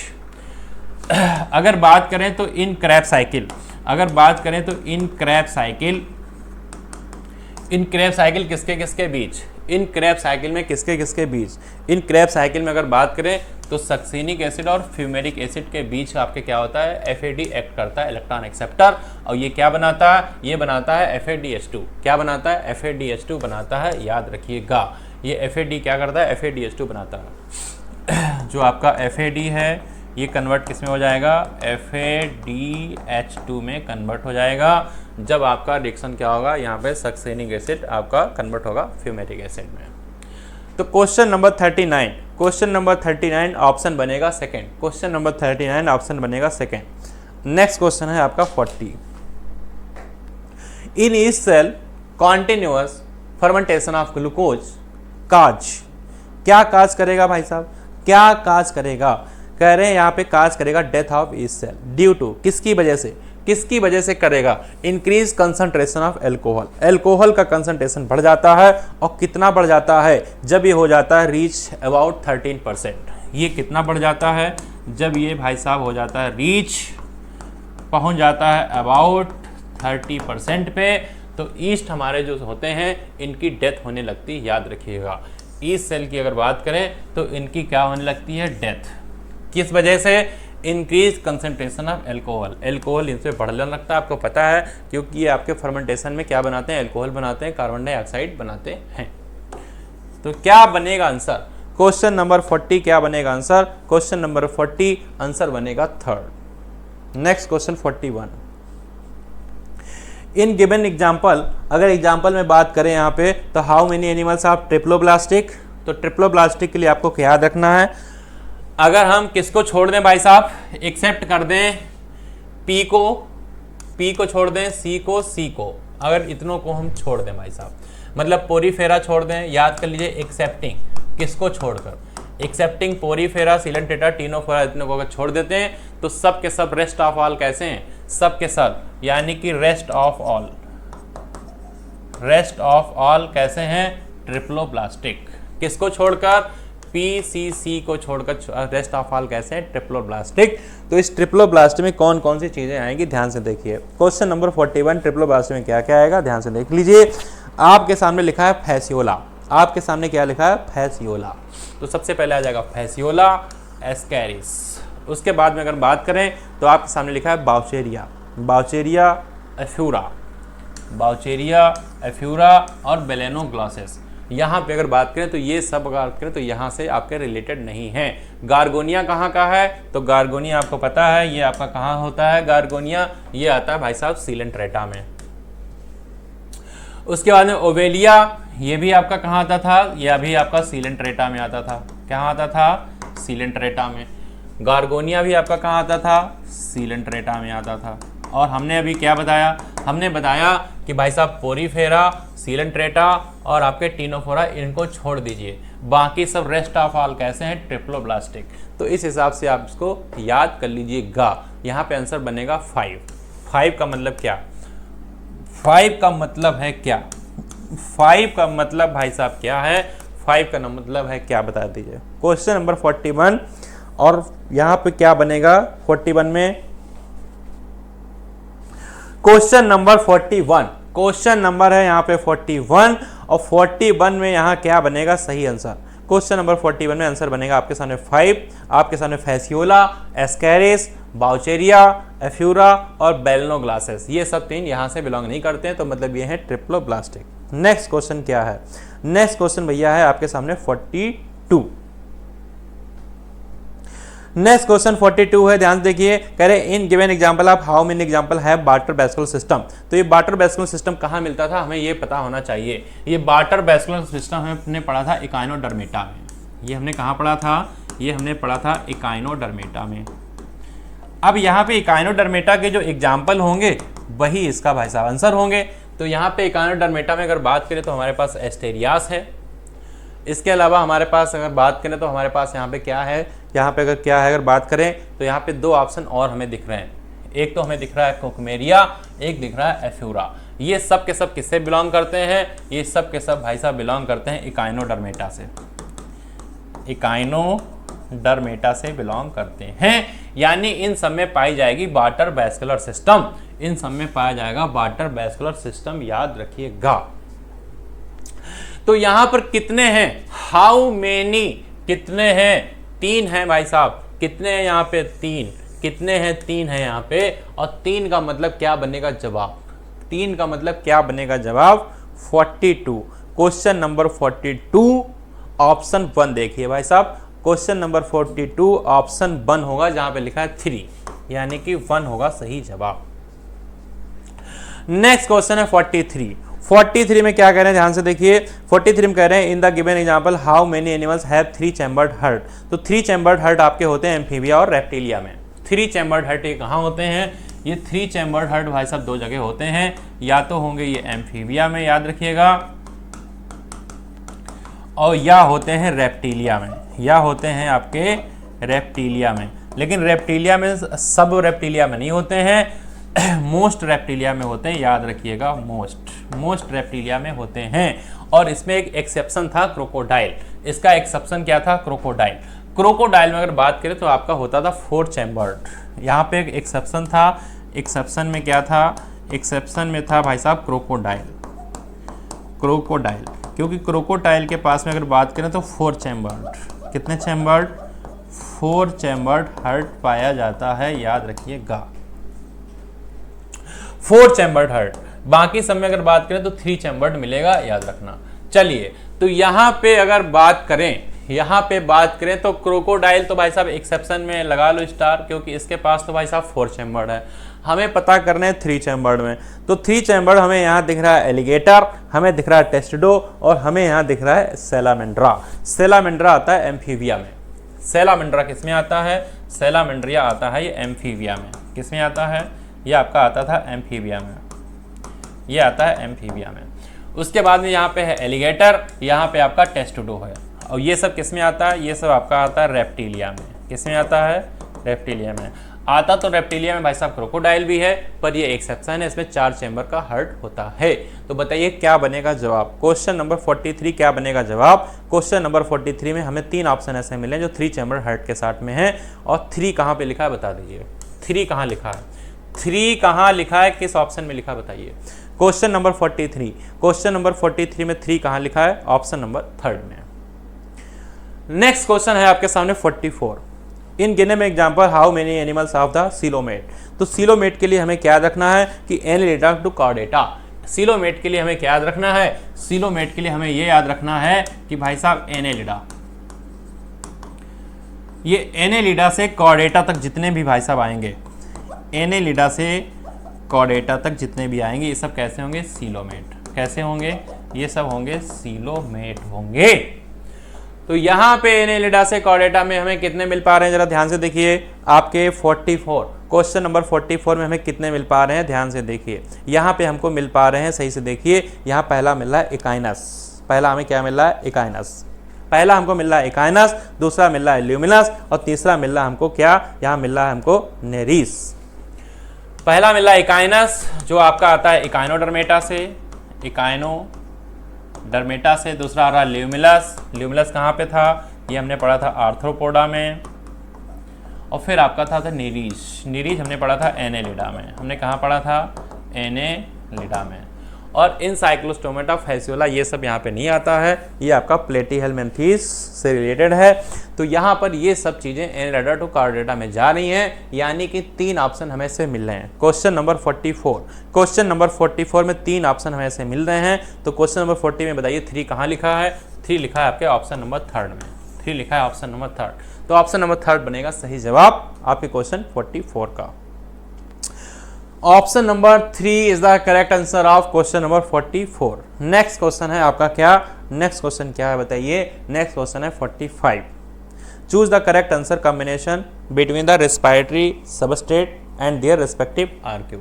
तो यहाँ पे बताइए क्या होगा रेस्पिरेटरी सबस्ट्रेट क्या होगा। यहाँ पे अगर बात करें तो यहाँ पे बात करी जा रही है किसके लिए, फैट की। और फैट में हमने अभी भी बताया था इसका होता है 0.7। फैट का कितना होता है, फैट का भाई साहब होता है यहाँ पे 0.7। कार्बोहाइड्रेट का होता है भाई साहब यहाँ पे 1, और प्रोटीन का यहाँ पे होता है 0.9। तो आंसर यहाँ पे क्या बन के आएगा बताइए, आंसर बन के आएगा सेकेंड, आंसर बन के आएगा यहाँ पे सेकेंड। क्वेश्चन नंबर 45 आंसर बनेगा सेकेंड। नेक्स्ट क्वेश्चन 46 मैचिंग का क्वेश्चन है, बहुत प्यारा क्वेश्चन है आपके सामने, आपको मैच कराना है। कॉम्प्लेक्स की बात करी जा रही है, साइटोक्रोम BC1 को बताओ किससे मैच करा देंगे। तो साइटोक्रोम यानी A को हम भाई साहब मैच करा देंगे R से। R का मतलब क्या है, कॉम्प्लेक्स थर्ड कहते हैं। उसके बाद में बी है एटीपी सिंथेस, और बी एटीपी सिंथेस को अगर बात करें तो हम लोग किससे मैच करा देंगे, इसको हम कहते हैं कॉम्प्लेक्स 5 कहते हैं। उसके बाद में लिखा है साइटोक्रोम सी ऑक्सीडेज, और साइटोक्रोम सी ऑक्सीडेज को अगर बात करें तो हम किससे मिलाएंगे, हम मिलाएंगे इसको कॉम्प्लेक्स 4 से, और फिर फाइनली हमको मिल रहा है डी, और डी का मतलब है NADH डिहाइड्रोजिनेज, और ये हमारा होता है भाई साहब कॉम्प्लेक्स 1। तो आंसर बता दो भाई साहब क्या बनेगा, आंसर क्या बन जाएगा यहाँ पे बता दीजिए फटाफट फटाफट। क्वेश्चन नंबर 46 आंसर बनेगा आपका option number 1। Option number 1 is the correct answer of question number 46। Next question 47, volume of CO2 evolved upon volume of O2 consumed is equal to क्या होगा, RQ होगा, रेस्पिरेटरी क्वाड्रेंट कहते हैं, during the aerobic respiration की बात करी गई है, इसको कहते हैं RQ, और ये बात कब की करी गई है, during aerobic respiration, during aerobic respiration के समय की बात करी गई है, और इसको हम कहते हैं RQ। RQ का मतलब होता है रेस्पिरेटरी क्वाड्रेंट। ये रेस्पिरेटरी क्वाड्रेंट कहाँ है, रेस्पिरेटरी क्वाड्रेंट सिर्फ एक ही जगह है, यहाँ पे लिखा है रेस्पिरेटरी रेट, यहाँ लिखा है ट्रांसपायरेशन, यहाँ लिखा है नहीं, तो यहाँ पे रेस्पिरेटरी क्वाड्रेंट सिर्फ और सिर्फ एक ही जगह लिखा है। क्वेश्चन नंबर 47 आंसर बनेगा सेकेंड, क्वेश्चन नंबर 47 आंसर बनेगा second. Next question 48, how many ATP molecule can be produced through the oxidative phosphorylation 2 NADH2 and 3 FADH2। तो आपको यहाँ क्या याद रखना है, ध्यान से देखिए, आपको यहाँ ये याद रखना है कि एक NADH2 equivalent through 3 ATP, 1 FADH2 equivalent to 2 ATP। अब देखिए क्या कह रहे हैं यहाँ पे 2 NADH2, तो 2 NADH2 भाई साहब किसके बराबर, जब एक है हमारा 3 के बराबर, तो भाई साहब ये 2 किसके बराबर हो जाएंगे, इसको 3 से मल्टीप्लाई कर लो, तो यानी यहाँ पे हमारे पास कितने हो जाएंगे, 6 ATP हो जाएगा, क्योंकि एक बराबर है 3 के, 2 बराबर हो जाएंगे भाई साहब 6 के। अब आ जाओ FADH2 में, तो एक FADH2 2 के बराबर है, एक FADH2 कितने के बराबर है, 2 के, यहाँ पे मल्टीप्लाई कर दो इसको, तो ये भी कितना हो गया 6 ATP। एक FADH2 2 ATP के बराबर है, तो 3 बराबर हो जाएगा 6 ATP के। दोनों को भाई साहब जोड़ दीजिए, दोनों को जोड़ दीजिए। अब अगर हम दोनों को जोड़ देंगे तो बताओ आंसर क्या आएगा, आंसर आपके सामने क्या आएगा, आंसर आपके सामने क्या आ जाएगा। दोनों को अगर हम जोड़ देंगे तो आंसर क्या आएगा, क्वेश्चन नंबर 48 आंसर क्या बनेगा, क्वेश्चन नंबर 48 आंसर बनेगा भाई साहब 12 ATP की बात होगी, यानी आपका 4 ऑप्शन जाएगा करेक्ट, 4 ऑप्शन आपका सही जाएगा। क्वेश्चन नंबर 48 ऑप्शन बनेगा 4। नेक्स्ट क्वेश्चन 49, कह रहे हैं which of the following is 5C compound. तो ये 5C कंपाउंड यहाँ पे कौन है, ध्यान से देखिए, सबसे हम लोग कंपाउंड जान लेते हैं। तो यहाँ पे सबसे पहले है आपको देख पा रहे हैं, यहाँ पे लिखा है पायरुविक। पायरुविक एसिड में आपके होते हैं 3 कार्बन, सिस एक्वानेटिक में होते हैं 6 कार्बन, आइसोसिट्रिक में होते हैं 6 कार्बन, और यहाँ पे अल्फा कीटोग्लूटारिक के पास होते हैं 5 कार्बन, और ये 5 वाला ही पूछ रहे हैं। तो बताइए आंसर क्या बनेगा, आंसर क्या बनेगा बता दीजिए, आंसर क्या बनेगा। 5 कार्बन की बात कर रहे हैं आपके 49 में क्वेश्चन नंबर 49 5 कार्बन की बात कर रहे हैं, अल्फा कीटोग्लूटारिक एसिड में होते हैं 5 कार्बन। आंसर बनेगा आपका ऑप्शन नंबर 1, ऑप्शन नंबर 1 बनेगा आंसर। नेक्स्ट क्वेश्चन है हमारे सेशन का लास्ट क्वेश्चन है 50 आपके सामने। कहना है which of the following hormone play an important role in seed development, maturation and dormancy. तो इसमें होता था आपका एब्सिसिक एसिड। कौन होता था, एब्सिसिक एसिड। इंपॉर्टेंट रोल कराएंगे कहाँ, ये कराएंगे सीड डेवलपमेंट में, मैचुरेशन में, डॉर्मेंसी में। इसमें आपका होता था एब्सिसिक एसिड। ये एब्सिसिक एसिड जो होता है ये इसको हम लोग स्ट्रेस हार्मोन भी कहते हैं। इसको हम लोग क्या कहते हैं, स्ट्रेस हार्मोन भी कहते हैं, याद रखिएगा। ये एंटागोनिस्टिक होता है किसका बता दो, ये एंटागोनिस्ट होता है किसके, एंटागोनिस्ट होता है किसका, एंटागोनिस्ट होता है टू जिब्रेलिन्स। ये जिब्रेलिन्स के भाई साहब एंटागोनिस्टिक भी होता है, याद रखिएगा। क्यों इसे स्ट्रेस हार्मोन बोला गया है, स्ट्रेस हार्मोन इसलिए बोला गया है क्योंकि ये इंक्रीज करता है टॉलरेंस को। कहाँ पे? प्लांट में। प्लांट में टॉलरेंस को भाई साहब बढ़ा देता है टू फेस करने के लिए डिफरेंट काइंड ऑफ स्ट्रेस, यानी अलग अलग प्रकार के स्ट्रेस को बर्दाश्त करने के लिए, फेस करने के लिए प्लांट के अंदर एक ताकत पैदा कर देता है भाई साहब, इसलिए इसको कहते हैं स्ट्रेस हार्मोन। और एंटागोनिस्ट है जीए यानी जिबरेलिन के जस्ट अपोजिट इसके काम होते हैं। तो ये वाली बात भी भाई साहब कभी ना कभी जरूर पूछी जाएगी, याद रखिएगा। स्ट्रेस हार्मोन और antagonistic to gibberellin most important बात है। तो ये सब किसके काम हैं? ये सब अगर बात करें तो ये सब ABA के काम हैं। किसके काम है? ABA abscisic acid. तो यहां पे अगर बात करें तो आपका क्या बनेगा? क्वेश्चन नंबर 50 आंसर बनेगा फर्स्ट। क्वेश्चन नंबर 50 आंसर बनेगा आपके सामने फर्स्ट। आप देख पा रहे हैं क्वेश्चन नंबर 50 है और यहाँ पे आंसर आपके सामने बन के आया फर्स्ट। तो ये था हमारे सेशन का भाई साहब आज का क्वेश्चन, लास्ट क्वेश्चन 50। आपको पता है 51 to 100 आपके क्वेश्चन कराने वाले हैं बीर सर। तो कहीं नहीं जाइए, बने रहिए सेशन पे, कहीं नहीं भाई साहब जाएंगे, सेशन पे बने रहेंगे, सेशन में बने रहेंगे, कहीं नहीं जाएंगे। और भाई साहब पूरा का पूरा सेशन एंजॉय करके ही यहाँ पे जाइएगा। तो भाई मिलते हैं फिर अगले सेशन में, सभी को ऑल द बेस्ट और फिर मिलते हैं अगले सेशन में। तब तक के लिए सभी को हमारी तरफ से जय हिंद, जय Bharat, take care, bye bye. Hello बच्चों, गुड इवनिंग। अभी तक आप लोग देखे कि क्वेश्चन नंबर 50 तक डॉक्टर अनुज सर आपको यहाँ पर डिस्कस कराए और इसके आगे के जो क्वेश्चन नंबर 51 से 100 हैं वो हम आपको यहाँ पर डिस्कस कराने वाले हैं। देखते हैं क्वेश्चन नंबर 51 को। दिया है the form of growth where in new cells are always being added to the plant body by the activity of meristem is called. कह रहे हैं कि मेरिस्टेम एक्टिविटी की वजह से जो न्यू सेल हैं वो कंटिन्यू प्लांट बॉडी से ऐड होती रहती हैं। इस तरीके की ग्रोथ को क्या बोलते हैं? तो बच्चों इस तरीके की ग्रोथ को बोलते हैं ओपन फॉर्म ऑफ ग्रोथ, यानी कि यहाँ पर आपका सेकंड नंबर का ऑप्शन करेक्ट होगा। क्वेश्चन नंबर 52 को देख लेते हैं। Growth is measured in term of its length in case of, यानी कह रहे हैं कि ग्रोथ को लेंथ के टर्म में कहाँ पर मेजर किया जाता है। तो देखते हैं ऑप्शन में एपिकल शूट डिफरेंशिएशन, यहाँ नहीं होगा। इसके बाद दिया पॉलन ट्यूब फॉर्मेशन। बच्चों जब पॉलन ग्रेन से पॉलन ट्यूब का फॉर्मेशन होता है तो यहाँ पर उसकी लेंथ बढ़ती है और क्या पूछा गया है? लेंथ के टर्म में। तो पॉलन ट्यूब में हम लेंथ यानी लेंथ के टर्म में ग्रोथ को देखते हैं, यानी यहाँ पर आपका हो जाएगा सेकंड नंबर का ऑप्शन। क्वेश्चन नंबर 53 की बात की जाए तो दिया है increased vacuolation, cell enlargement and new cell wall deposition are the characteristic of the cell in phase.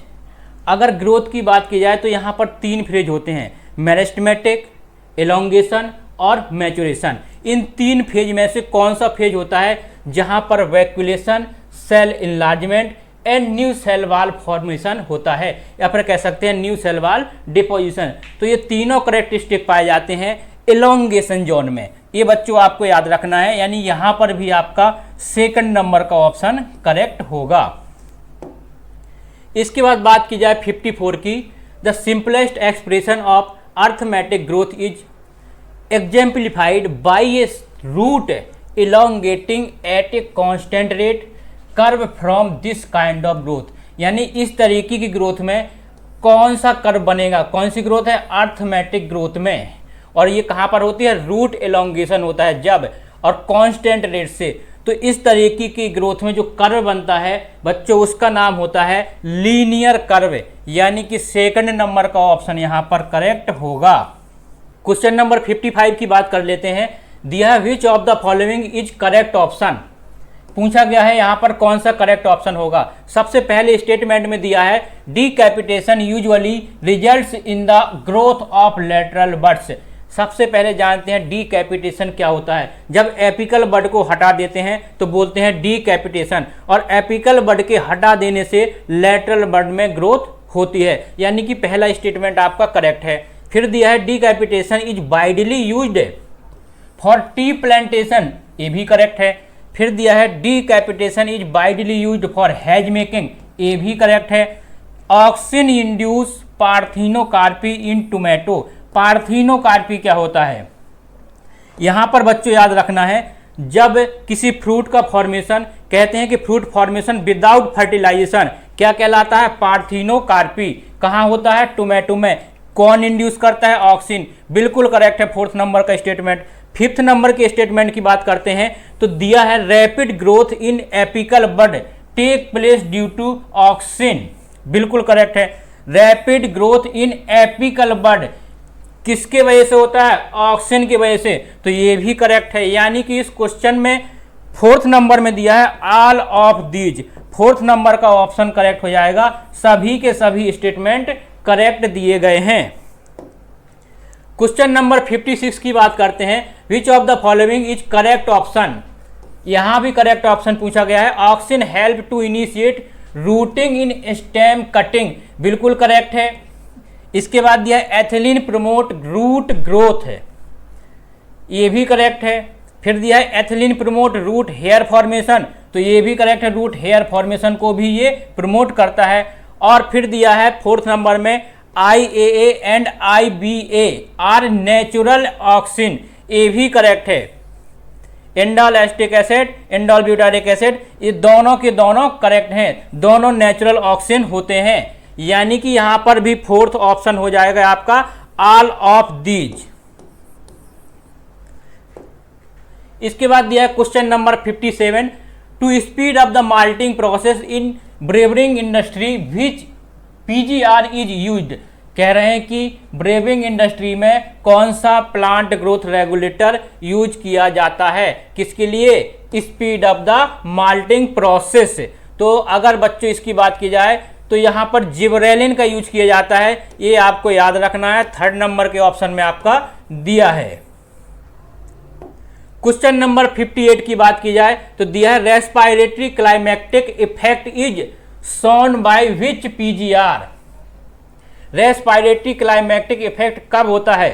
तो बच्चों जब कोई फ्रूट रिप होता है, रिपनिंग होती है फ्रूट रिपनिंग की, यानी कि फ्रूट पकता है, तो उस समय वहां पर रेस्पिरेशन का जो रेट है वो बढ़ जाता है। और वो किसके हार्मोन की वजह से? कौन से हार्मोन की वजह से?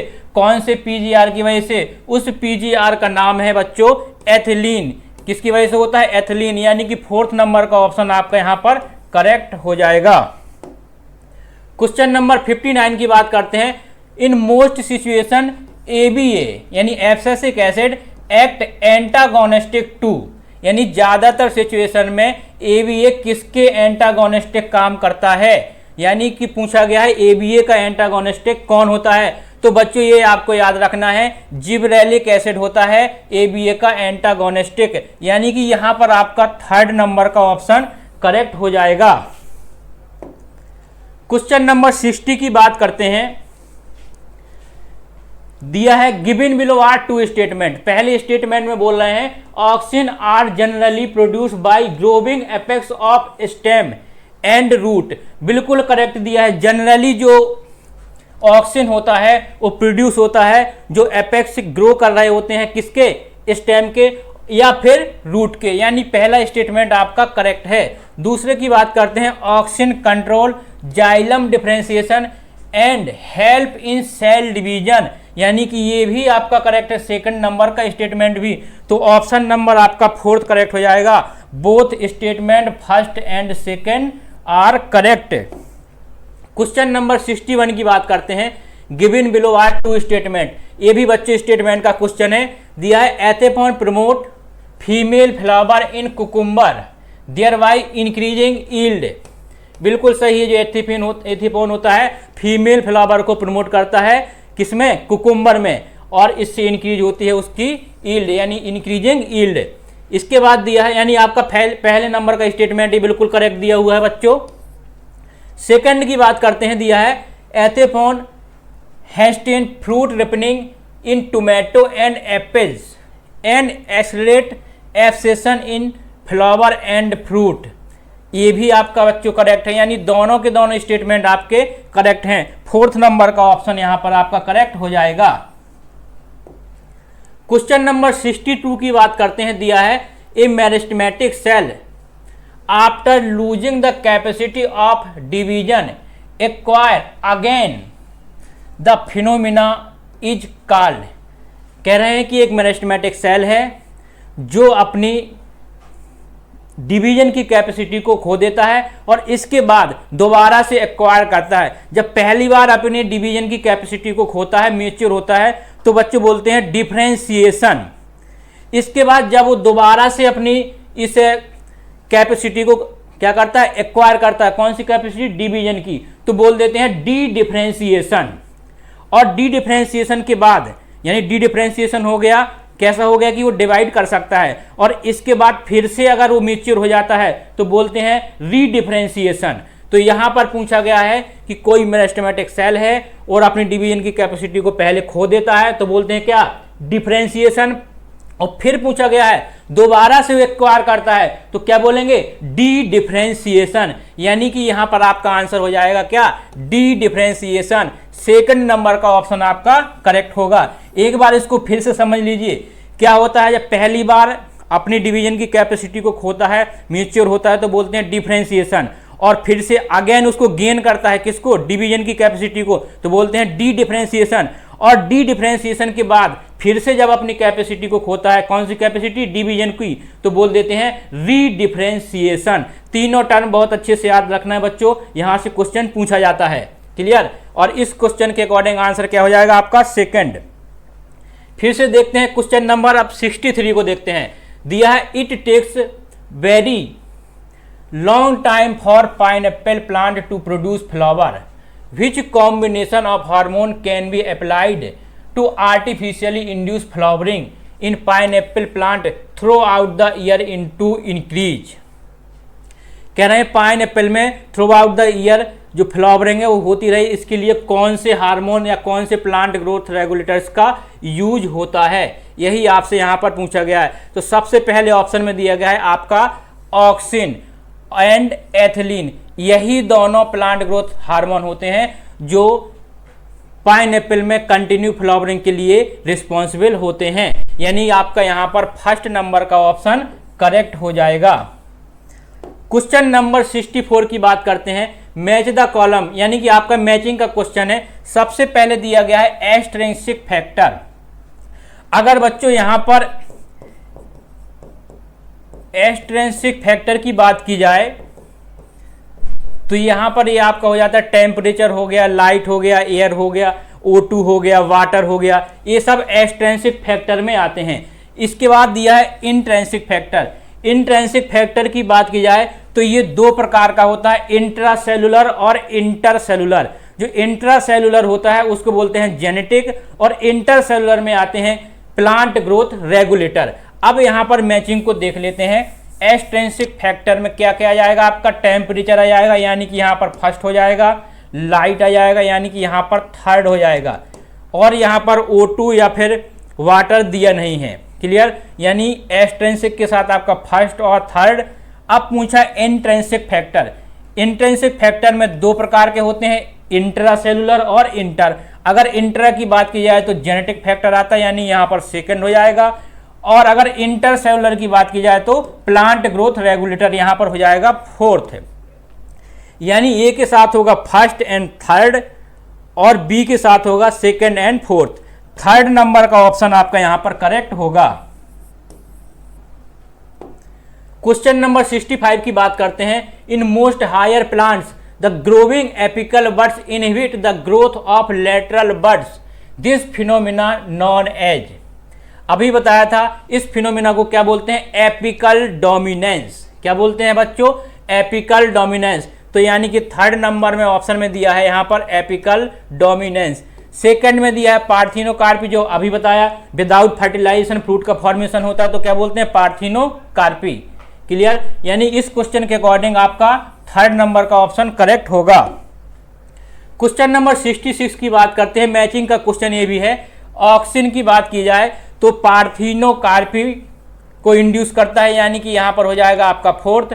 एथिलीन की बात की जाए तो क्या करता है, ये promotes senescence of leaves and flower, तो यहां पर हो जाएगा आपका फर्स्ट। और जिब्रेलिन की बात की जाए तो जिब्रेलिन बोल्टिंग होगा इसके लिए यानी कि यहां पर हो जाएगा सेकंड। और एब्सिसिक एसिड यानी ABA की बात करते हैं तो इनहिबिशन ऑफ सीड जर्मिनेशन करता है यानी यहां पर हो जाएगा आपका क्या, third. Fourth, first, second, third. 4 first second third, first number का ऑप्शन आपका यहां पर करेक्ट होगा। क्वेश्चन नंबर 67 की बात करते हैं। दिया है in some plants the leaves of juvenile plants are different in shape from those in mature plant, this is heterophylly due to phase of life seen in. पूछा गया है कि जो हेट्रोफिली होती है due to phase of life, ये कहां पर पाई जाती है? तो सबसे पहले दिया है कॉटन, कोरिएंडर एंड लार्सपर, ये आपका बिल्कुल करेक्ट दिया हुआ है। फेज ऑफ लाइफ की बात कर रहे हैं, यानी कि यहाँ पर जोइनाइल और मैच्योर फेज में, जोइनाइल और एडल्ट फेज में डिफरेंस हो, यानी कि जोइनाइल में अलग स्ट्रक्चर हो और एडल्ट में अलग हो। तो ये तो आपका पहले नंबर का करेक्ट है। दूसरे को देख लेते हैं, दिया वाटर कप एंड लार्सपर। अब यहाँ पर बच्चों कंफ्यूजन होगा कि सर बटर कप क्यों नहीं है? अगर वाटर कप की बात की जाए तो यहाँ पर ड्यू टू एनवायरमेंट होता है, यानी कि जो वाटर में होता है, एक्वाटिक में होता है, उसका अलग स्ट्रक्चर होगा, और जब वो टेरेस्ट्रियल में होगा तो उसका अलग स्ट्रक्चर होगा। क्लियर? यानी कि जो वाटर कप है ये आपका due to phase of life नहीं होगा, ड्यू टू एनवायरमेंट होगा, यानी वाटर में अलग स्ट्रक्चर होगा लीफ का और टेरेस्ट्रियल में अलग होगा, इसीलिए आपका सेकंड इनकरेक्ट हो गया। और थर्ड में दिया है क्या बटर कप, तो ये भी गलत हो गया। और फोर्थ में भी बटर कप साथ में दिया है, यानी बटर कप के अकॉर्डिंग ही आपके ये तीनों के तीनों गलत हो जाएंगे, क्योंकि फेज ऑफ लाइफ पूछा है ना कि एनवायरमेंट। क्लियर? अगर टेरेस्ट्रियल या फिर एक्वाटिक के लिए पूछा गया होता कि टेरेस्ट्रियल और एक्वाटिक में जो डिफरेंस होता है उसमें कौन सा एग्जाम्पल होगा, तो होता है आपका बटर कप। यहाँ पर लाइफ फेज ऑफ लाइफ के अकॉर्डिंग हो जाएगा कॉटन, कोरिएंडर और लार्सपर। क्लियर? तो बच्चों आंसर हो जाएगा आपका यहाँ पर फर्स्ट। क्वेश्चन नंबर 68 की बात करते हैं। Exponential growth can be expressed as, exponential growth का जो फॉर्मूला होता है उसको बताना है, कैसे एक्सप्रेस करते हैं। तो दिया है यहाँ पर आपका W1 बराबर W0 e की पावर RT, तो ये तो आपका सही है। इसके बाद सेकंड में दिया है W0 बराबर WT, ये गलत हो गया, उल्टा दिया है WT बराबर W0, ये गलत है। LT बराबर L0 प्लस RT, ये भी गलत है। क्लियर? एक्सपोनेंशियल ग्रोथ का पूछा है, तो पहला ही आंसर आपका सही है। क्वेश्चन नंबर 69 की बात करते हैं। Growth is measured by a variety of parameter some of which are, कह रहे हैं ग्रोथ को किस किस तरीके से, कौन कौन सी वैरायटी, कौन कौन से पैरामीटर से हम देख सकते हैं, मेजर कर सकते हैं। तो सबसे पहले दिया है increase in fresh weight, fresh weight के अकॉर्डिंग भी देख सकते हैं कि अगर फ्रेश वेट बढ़ा है तो ग्रोथ हुई है। इंक्रीज इन ड्राई वेट, इसको भी इंक्लूड करते हैं। इंक्रीज इन लेंथ, जैसा कि अभी हमने बताया था किस में होता है, पॉलन ट्यूब होता है example. Area, volume and also cell number, सभी ग्रोथ में आते हैं। तो फोर्थ नंबर का ऑप्शन आपका करेक्ट हो जाएगा, all of the above. Question number 70 की बात करते हैं। ऑक्सीजन वाज आइसोलेटेड बाय, अगर ऑक्सीजन के आइसोलेशन की बात की जाए तो FW बेंड जो साइंटिस्ट थे उन्होंने इसको आइसोलेट किया था। हालांकि इससे पहले चार्ल्स डार्विन, फ्रांसिस डार्विन, इन्होंने भी काम किया था, बट आइसोलेशन की बात की जाए तो FW बेंट होगा, यानी आपका सेकंड नंबर का ऑप्शन यहां पर करेक्ट हो जाएगा। क्वेश्चन नंबर 71 की बात करते हैं। According to given figure which of the following is correct option.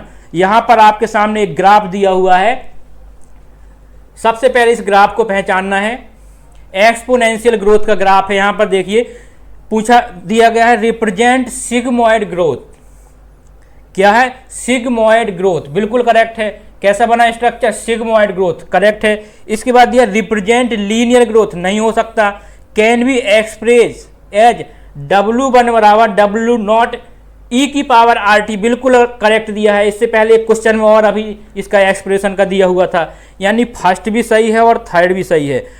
Fourth number का ऑप्शन करेक्ट चला जाएगा, both first and third both, fourth number का ऑप्शन आपका यहां पर करेक्ट होगा। रिप्रेजेंट करता है सिग्मोइड ग्रोथ को, और दूसरा एक्सप्रेस कर सकते हैं W1 बराबर W0 e की पावर RT से। चलिए नेक्स्ट क्वेश्चन की बात करते हैं। क्वेश्चन नंबर 72 दिया है, मैचिंग का क्वेश्चन है। प्लांट ग्रोथ प्रमोटर की बात करते हैं। अब बच्चों यहां पर प्लांट ग्रोथ रेगुलेटर में बात की जाए तो प्रमोटर होते हैं और इनहिबिटर होते हैं। तो यहाँ पर सबसे पहले मैच कराना है किससे? प्लांट ग्रोथ प्रमोटर से। अगर प्रमोटर की बात की जाए तो यहाँ पर ऑक्सिन होगा, जिबरेलिन होगा और साइटोकाइनिन, यानी इसके साथ फर्स्ट हो जाएगा, सेकंड हो जाएगा और फोर्थ हो जाएगा। जबकि इनहिबिटर की बात करते हैं तो ABA होता है, जो कि यहाँ पर आपका थर्ड वाले में दिया है, यानी A के साथ फर्स्ट, सेकंड और फोर्थ और B के साथ थर्ड। फोर्थ नंबर का ऑप्शन आपका यहाँ पर करेक्ट होगा। क्वेश्चन नंबर 73 की बात करते हैं। How many of the following oxygen are obtained from plant, यानी कि यहां पर आपसे पूछा गया है जो नेचुरल प्लांट ग्रोथ रेगुलेटर होते हैं उनमें से कौन कौन से हैं। तो जो IAA होता है और IBA, ये दोनों होते हैं कैसे? Natural,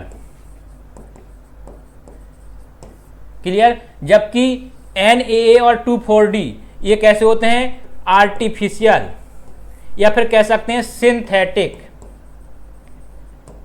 clear. कितने हैं यहां पर? 2 आपके नेचुरल हैं और 2 हैं सिंथेटिक। आंसर हो जाएगा आपका सेकंड नंबर का ऑप्शन। क्वेश्चन नंबर 74 की बात करते हैं। मैचिंग का क्वेश्चन है। यहां पर प्लांट हार्मोन दिए हैं, यहां पर उनके फंक्शन या फिर नाम दिए हुए हैं। जियाटिन की बात की जाए, जियाटिन की बात की जाए तो ये होता है आपका क्या? साइटोकाइनिन, यानी A के साथ हो जाएगा आपका थर्ड, 2 जगह दिया हुआ है, A के साथ थर्ड। फिर फ्लावर्जिन की बात करते हैं तो फ्लावरिंग हार्मोन होता है, यानी इसके साथ हो जाएगा फर्स्ट। और IBA की बात करते हैं, जैसा कि अभी हमने बताया, ये हो जाएगा आपका क्या? C की बात की जाए तो ये होगा आपका नेचुरल ऑक्सिन। क्या होगा? नेचुरल ऑक्सिन, इसके साथ हो जाएगा आपका 4। और NAE की बात करें तो ये होता है सिंथेटिक ऑक्सिन, तो यहां हो जाएगा आपका सेकंड, यानी कि third, first, four, third, first, four और सेकंड। फोर्थ नंबर का ऑप्शन आपका यहां पर करेक्ट हो जाएगा। क्वेश्चन नंबर 75 की बात करते हैं। Constantly dividing cell both at root apex and shoot apex is represent the, यानी कि अभी हमने एक क्वेश्चन में बताया था कि जब ग्रोथ होती है तो वहां पर 3 फेज होते हैं, मेरिस्टेमेटिक फेज, इलॉन्गेशन फेज और मैचुरेशन फेज, क्लियर। अब कह रहे हैं कि वो कौन सा फेज होता है वहां, चाहे रूट अपेक्स हो चाहे शूट अपेक्स हो, कंटिन्यू वहां पर सेल डिवाइड करती हैं। तो ऐसा फेज होता है मेरिस्टेमेटिक जोन, जहां पर मेरिस्टेमेटिक सेल होती हैं, डिवाइडिंग सेल होती हैं। क्या बोलेंगे? मेरिस्टेमेटिक जोन या फिर मेरिस्टेमेटिक फेज बोल सकते हैं। तो पहले ही ऑप्शन में दिया है मेरिस्टेमेटिक फेज ऑफ ग्रोथ, पहले नंबर का आपका ऑप्शन यहां पर करेक्ट हो जाएगा। इसके बाद होता है एलोंगेशन फेज और इसके बाद होता है क्या? Maturation phase. एलोंगेशन फेज में क्या होता है? वैक्यूलेशन, वो सब हमने अभी बता ही दिया, जिसमें सेल वाल का डिपोजिशन भी होता है। और मैचुरेशन में क्या होता है? डिफरेंशिएशन होता है, सेल मैच्योर हो जाती हैं, वहां पर सेल मैच्योर होकर किसी पर्टिकुलर वर्क के लिए काम करती हैं। तो यानी कि क्वेश्चन के अकॉर्डिंग आपका क्या हो जाएगा? जहां पर कंटिन्यू सेल डिवाइड करती हैं कॉन्स्टेंटली, फर्स्ट नंबर का ऑप्शन करेक्ट होगा। क्वेश्चन नंबर 76 की बात करते हैं। दिया है the cells in a watermelon में increase in size by up to, watermelon में जो सेल होती हैं साइज में बढ़ती हैं, कितने गुना तक बढ़ सकती हैं? तो यहां पर आपका डायरेक्टली आपको याद रखना पड़ेगा 3,50,000 टाइम, 3,50,000 टाइम। क्वेश्चन नंबर 76 का आपका थर्ड नंबर का ऑप्शन करेक्ट हो जाएगा। नेक्स्ट क्वेश्चन की बात करते हैं 77 की। दिया है सेलेक्ट द इनकरेक्ट स्टेटमेंट। यहां पर बच्चों आपसे इनकरेक्ट पूछा गया है, कौन सा इनकरेक्ट होगा? सबसे पहले देखते हैं, the increased growth per unit time is term as growth rate, बिल्कुल सही दिया हुआ है। फिर कह रहे हैं कि growth is expressed in increase in cell number, growth is expressed in increase in cell number, ये भी सही है। सेल नंबर बढ़ता है तो ग्रोथ को एक्सप्रेस कर सकते हैं। फिर दिया है arithmetic growth rate plot a linear curve and expressed as LT बराबर L0 माइनस RT नहीं होता है, क्या होता है? L0 प्लस RT, यानी कि थर्ड नंबर का स्टेटमेंट आपका इनकरेक्ट होगा। यहां पर जो इसका एक्सप्रेशन दिया है ये गलत है, क्या होता है? LT बराबर L0 प्लस RT होगा, क्लियर बच्चों। यानी कि आपका थर्ड नंबर का ऑप्शन इनकरेक्ट है। यही क्वेश्चन में पूछा गया है, तो थर्ड नंबर का ऑप्शन क्वेश्चन के अकॉर्डिंग करेक्ट होगा। चलिए नेक्स्ट क्वेश्चन की बात करते हैं 78 की। दिया है cells derived from root apical and shoot apical meristem and cambium differentiate and mature to perform specific function. कहा गया है कि जो सेल ड्राइव होती हैं रूट एपिकल से और शूट एपिकल से, और जो कैम्बियम डिफरेंशिएट होती हैं स्पेसिफिक फंक्शन के लिए, क्या बोलते हैं कि मैच्योरेशन हो गया, और एक नाम और बोलते हैं डिफरेंशिएशन। क्या बोलेंगे? डिफरेंशिएशन। अभी हमने बताया था कि जब सेल डिवाइड करती है, पहली बार सेल बनती है, पहली बार किससे बनेगी? रूट एपिकल मेरिस्टेम से, शूट एपिकल मेरिस्टेम से, और इससे बनने के बाद मैच्योर होगी तो बोलेंगे डिफरेंशिएशन। और आफ्टर दिस, इसके बाद फिर से अगर उसको डिवाइड करना होगा तो फिर क्या होगा? उसमें डी डिफरेंशिएशन। और फिर से अगर उसको मैच्योर होना होगा तो आफ्टर डी डिफरेंशिएशन अगर उसको फिर से मैच्योर होना होगा तो क्या बोलेंगे? री डिफरेंशिएशन। यहां पर क्या पूछा गया कि पहली बार जब एपिकल और रूट एपिकल और शूट एपिकल मेरिस्टेम से सेल बनती हैं और वो डिफरेंशिएट होती हैं, या फिर कह सकते हैं कैम्बियम से भी डिफरेंशिएट होती हैं, क्या बोलेंगे? डिफरेंशिएशन। क्लियर? क्या बोलेंगे? डिफरेंशिएशन। सेकंड नंबर का ऑप्शन आपका यहां पर करेक्ट हो जाएगा। क्वेश्चन नंबर 79 की बात करते हैं। दिया है N6 furfuryl amino purine is guanine derivative होगा क्या? गलत है। फिर कह रहे हैं एडिनिन डेरिवेटिव होगा क्या? तो बिल्कुल करेक्ट है। क्या ऐसा होता है? एडिनिन डेरिवेटिव होगा। फिर दिया हुआ है थर्ड स्ट्रेस हार्मोन की बात की जाए तो क्या होता है? ABA। किसका डेरिवेटिव होता है? कैरोटिनॉइड का, ये याद रखना है। इसके बाद दिया है टर्पीन, इससे क्या बनता है? Gibberellic acid. क्लियर? क्वेश्चन के अकॉर्डिंग आपका सेकंड नंबर का ऑप्शन करेक्ट होगा। क्वेश्चन नंबर 80 की बात करते हैं। डेवलपिंग एम्ब्रियो सोज। अगर डेवलपिंग एम्ब्रियो की बात की जाए तो यहां पर बच्चों याद रखना है, डेवलपिंग एम्ब्रियो में ज्योमेट्रिक और अर्थमेटिक दोनों ही प्रकार की ग्रोथ होती हैं। तो पहले ऑप्शन में दिया गया है ज्योमेट्रिक ग्रोथ और सेकंड में दिया गया है अर्थमेटिक ग्रोथ। दोनों ही प्रकार की ग्रोथ पाई जाती हैं। तो फोर्थ नंबर के ऑप्शन में both first and second, fourth number का ऑप्शन करेक्ट हो जाएगा। जो डेवलपिंग एम्ब्रियो होता है यहाँ पर ज्योमेट्रिक और अर्थमेटिक दोनों ही प्रकार की ग्रोथ होगी। नेक्स्ट क्वेश्चन की बात करते हैं 81 की। विच of the following is incorrect. पूछा गया है कि यहाँ पर क्या इनकरेक्ट होगा, कौन सा इनकरेक्ट होगा? Development is the sum of growth and differentiation. बिल्कुल करेक्ट है। जो डेवलपमेंट होता है वो ग्रोथ और डिफरेंशिएशन का क्या होता है? सम।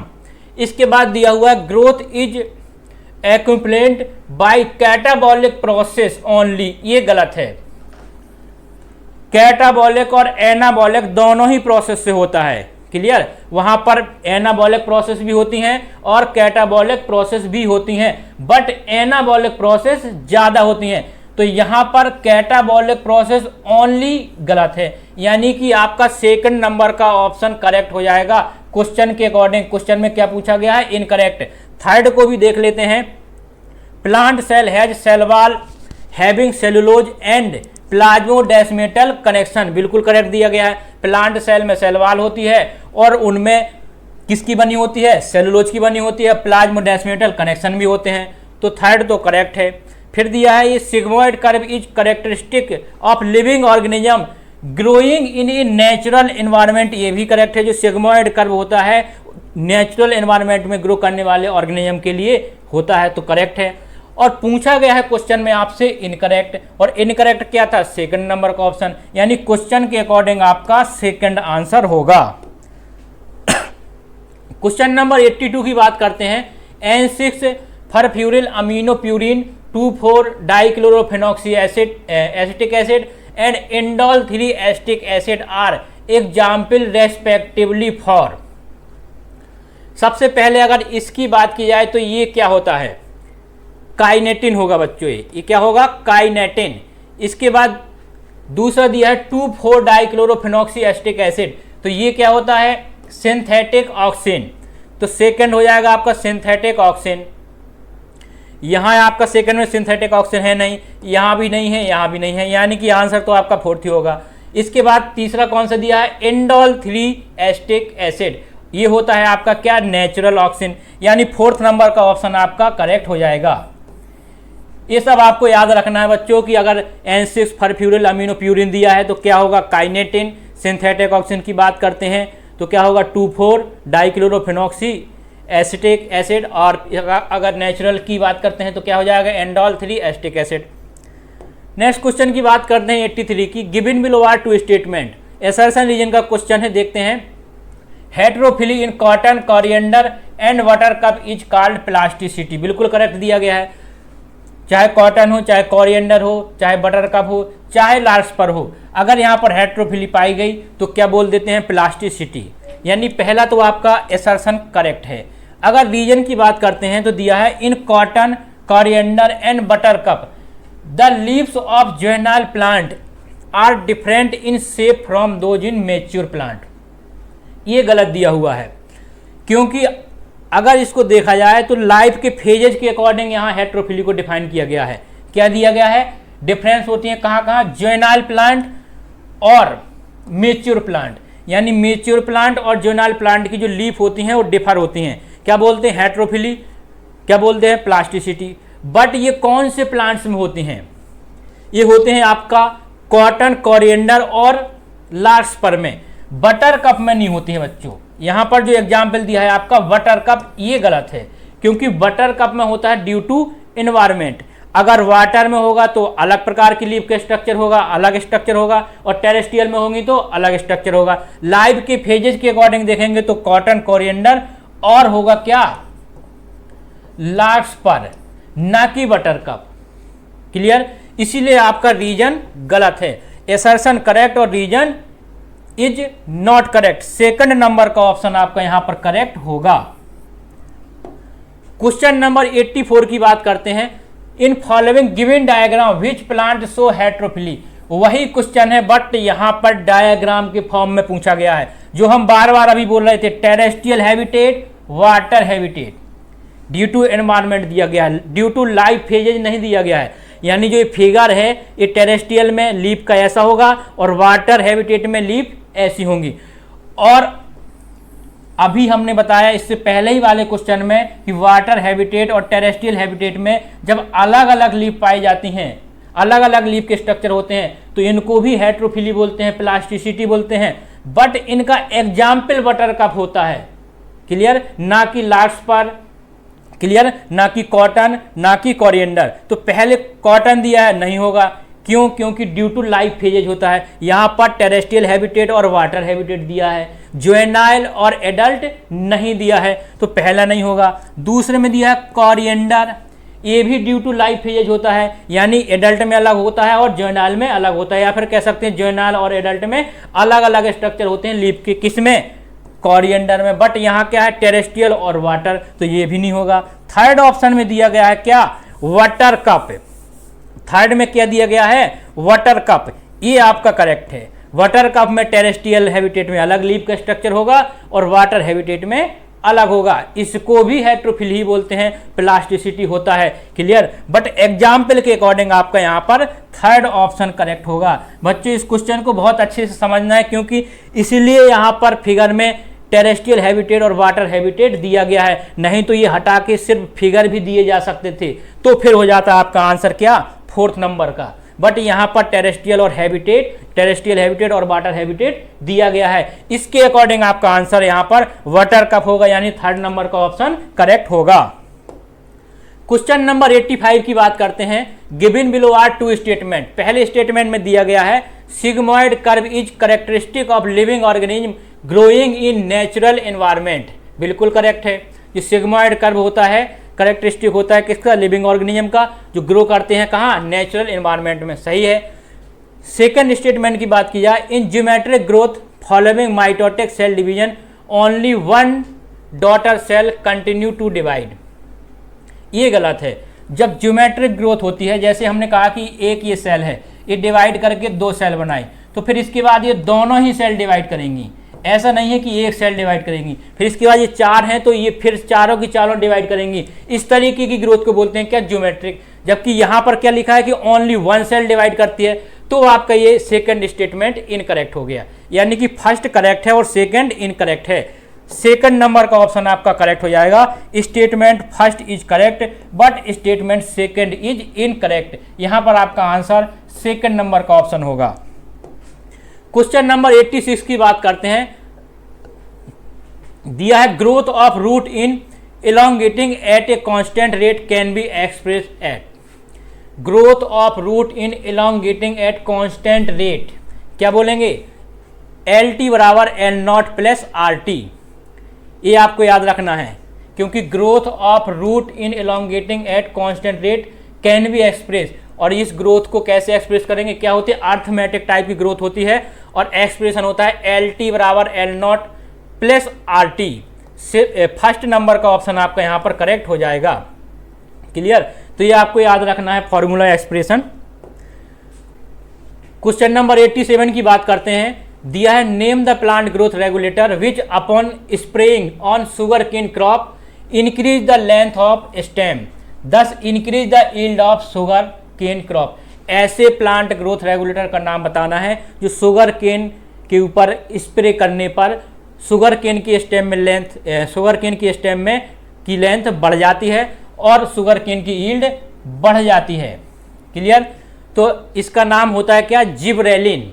ये बच्चों आपको याद रखना है, जिब्रेलिन जो हार्मोन होता है जिब्रेलिक एसिड, उसके स्प्रे करने से जो शुगर केन की स्टेम की जो लेंथ है वो बढ़ जाती है, जिससे उसकी यील्ड भी बढ़ जाती है। और कितनी, 20 टन पर एकड़,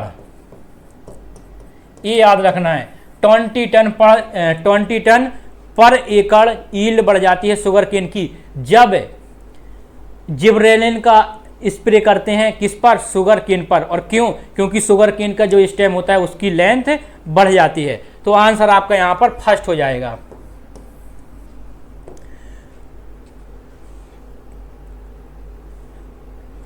क्वेश्चन नंबर 88 की बात करते हैं। दिया है in the given diagram identify the type of growth. Diagram जो दिया गया है इसमें हमको बी और ए को पहचानना है। अगर बच्चों यहाँ पर बी की बात की जाए तो ये आपका होता है क्या, एक्सपोनेंशियल, पर कह सकते हैं ज्योमेट्रिक ग्रोथ या फिर ज्योमेट्रिक फेज। क्लियर, तो ये होगा आपका ज्योमेट्रिक फेज और ये हो जाएगा अर्थमेटिक। याद रखना है क्या हो जाएगा, अर्थमेटिक। तो ए में क्या है आपका अर्थमेटिक और बी में है ज्योमेट्रिक। पहले नंबर का ऑप्शन आपका करेक्ट हो जाएगा। यहाँ पर आपका बी दिया है और यहाँ पर ए, और यहाँ पर ए से स्टार्टिंग है, यानी ए का मतलब है अर्थमेटिक होगा और बी का मतलब है ज्योमेट्रिक ग्रोथ। पहले ही नंबर का ऑप्शन आपका यहाँ पर करेक्ट होगा। क्वेश्चन नंबर 89 की बात करते हैं। According to given figure which of the following is correct option.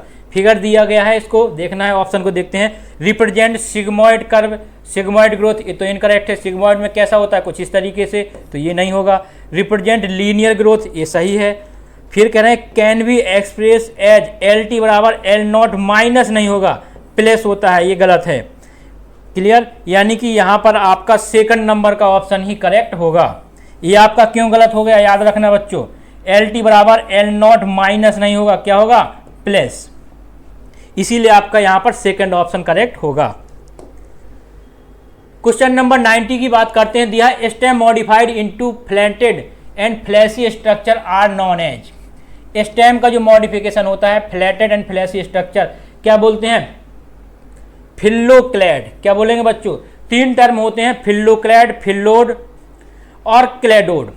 फिल्लोक्लैड और क्लैडोड जो होते हैं दोनों ही स्टेम की मॉडिफिकेशन होते हैं। जब एक से ज़्यादा इंटरनोड लीफ लाइक स्ट्रक्चर में कन्वर्ट हो जाते हैं तो क्या बोल देते हैं, फिल्लोक्लैड। और किसी प्लांट में सिर्फ एक ही इंटरनोड अगर कन्वर्ट होता है लीफ लाइक स्ट्रक्चर में तो क्या बोल देते हैं, क्लैडोड।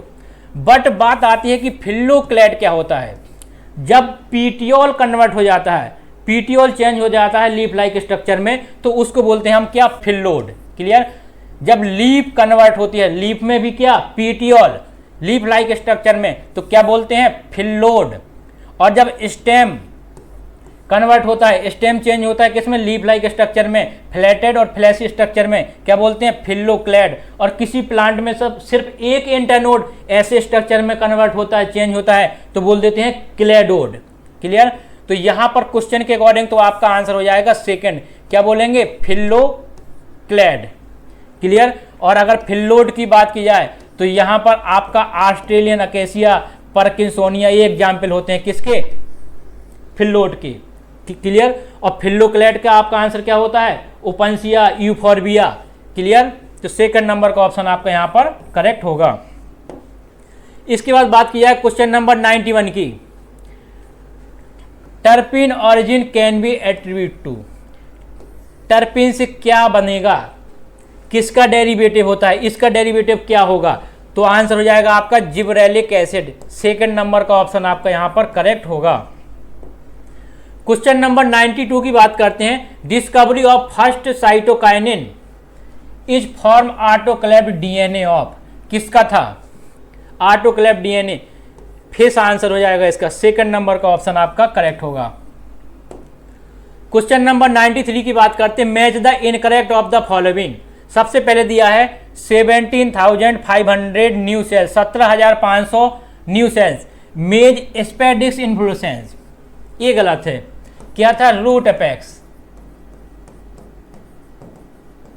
रूट अपेक्स था, उसकी जो सेल थी वो डिवाइड करती थी, वो तब बनती थी क्या, ये 17,500 न्यू सेल। तो यानी कि आपका पहला ही गलत हो गया। फिर कह रहे हैं 3,50,000 टाइम वाटरमेलन में इंक्रीज इन साइज, करेक्ट है। Meristematic phase cell wall thin होती है, सही है।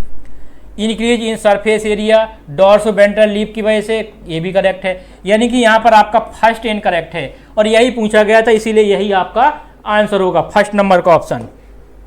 क्वेश्चन नंबर 94 की बात करते हैं, in the following leaves growth which one show relative higher growth rate, इन दोनों में किसमें हायर ग्रोथ रेट होगा। यहाँ पर आप देखेंगे आप, तो यहाँ पर है क्या है, 5 सेंटीमीटर स्क्वायर। क्लियर। और 5 से ये कितना हो गया, 10 हो गया। और यहाँ पर 50 सेंटीमीटर स्क्वायर से क्या हुआ, 55 सेंटीमीटर, यानी यहाँ पर लगभग डबल हो गया है। और यहाँ पर 50 से सिर्फ 55 हुआ है, तो ग्रोथ रेट कहाँ पर ज़्यादा होगा, ऑब्वियसली किसमें होगा, जो 5 से 10 हो गया, यानी कि डबल हो गया, यहीं पर तो ग्रोथ रेट ज़्यादा होगी। यहाँ पर तो 50 से सिर्फ 55 हुआ, अगर 50 से 100 होता तो इसके बराबर हो पाता, ज़्यादा भी नहीं होता।